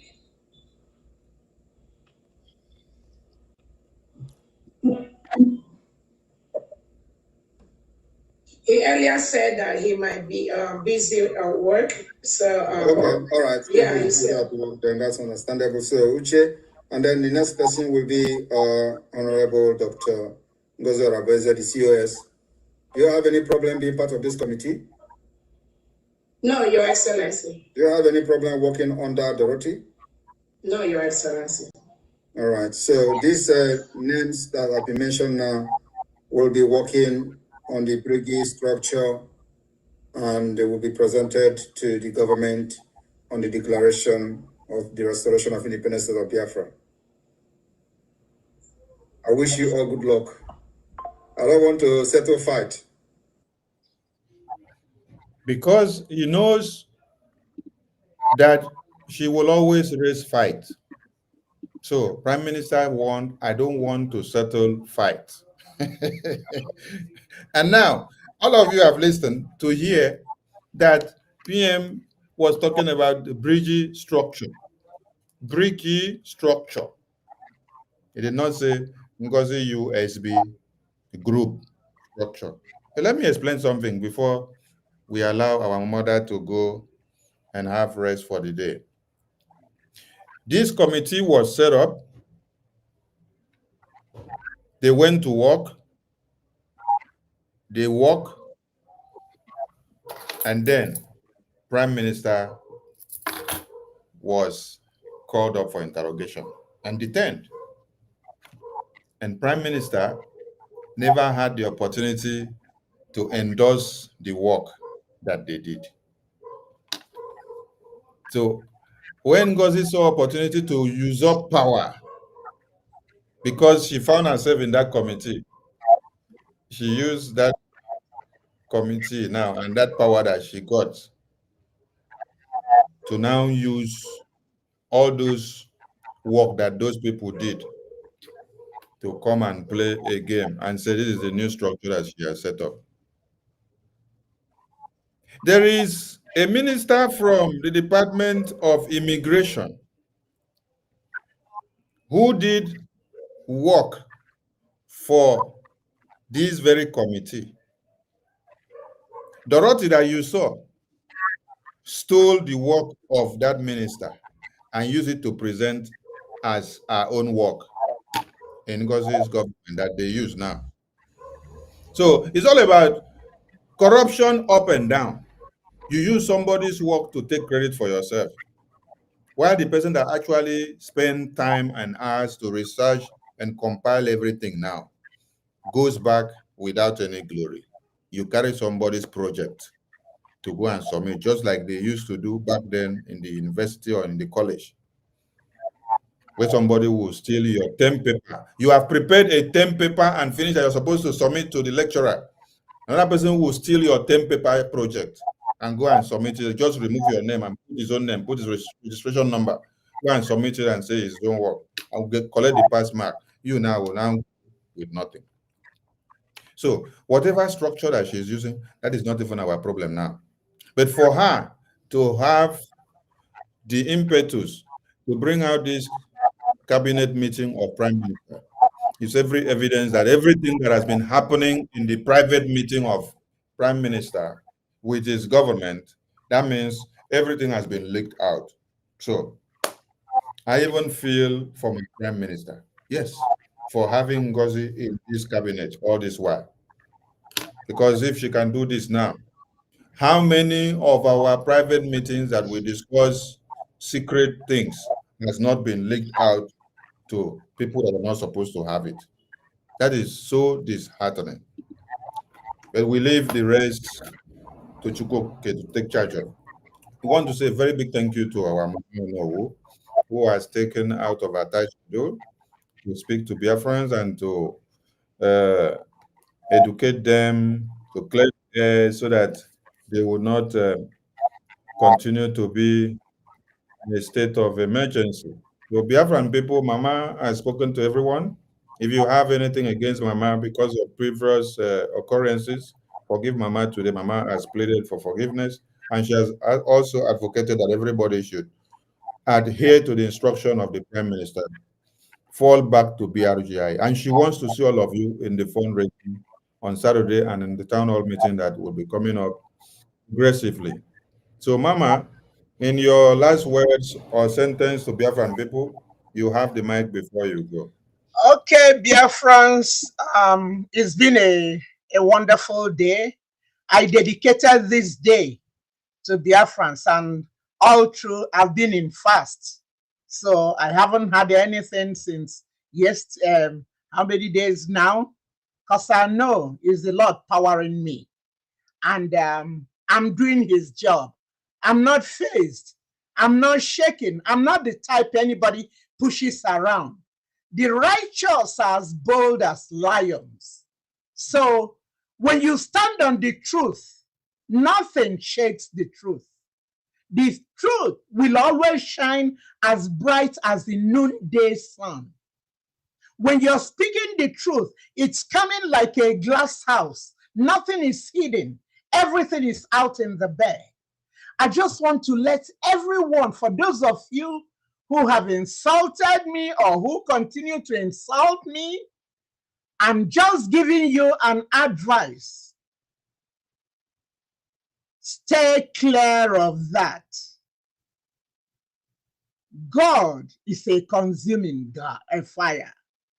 I have forgiven anybody that has wronged me, and if I have wronged anybody, I ask for your forgiveness.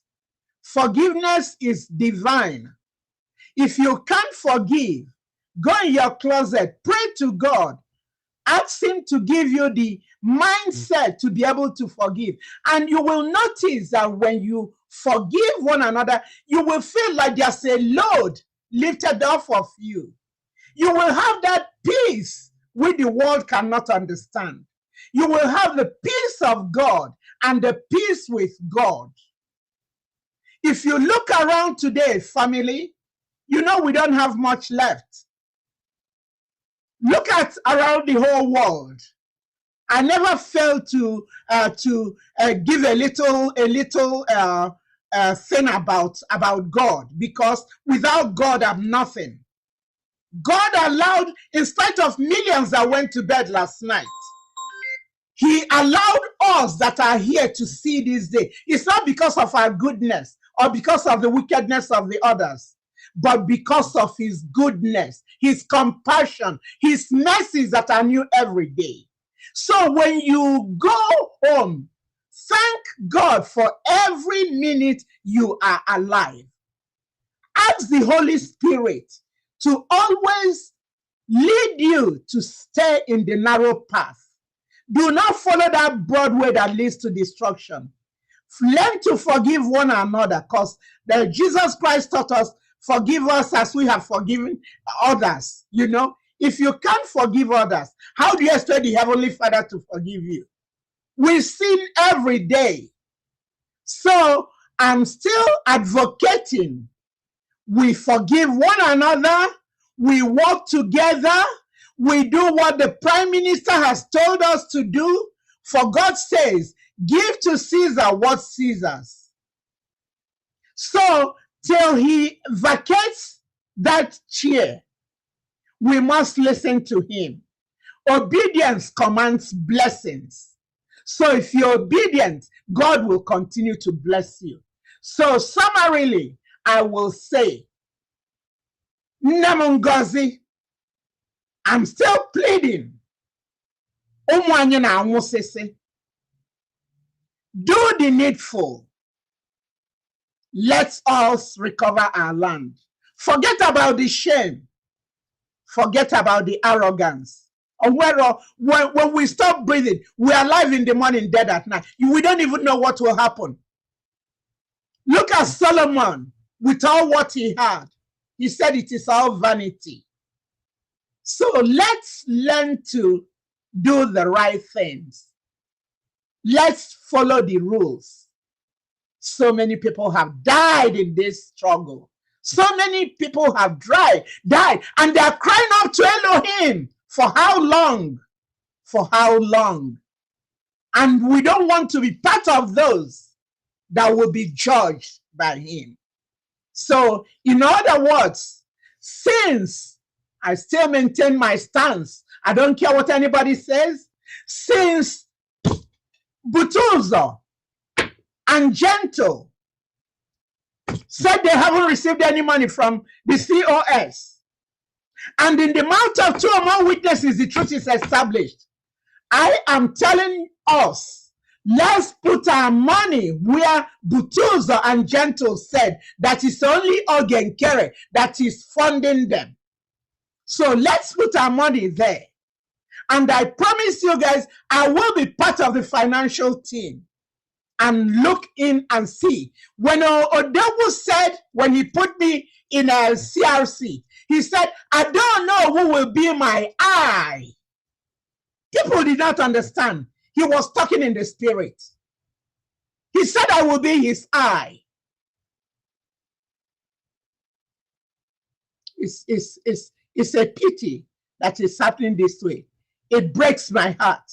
So I will want you guys to see you guys on Saturday. Let's all do the needful. God bless all of you. Remain strong. Remain blessed. Our Lord is coming back. Biafra will be the last miracle. Yes, it will be the last miracle. That's why they are fighting it from every angle. And we must stand strong and not allow us to be faced. God has not given us a spirit of fear, but of power, love, and sound mind. God bless all of you. Thank you. Thank you, man. Thank you, man. And thank you to all Biafra.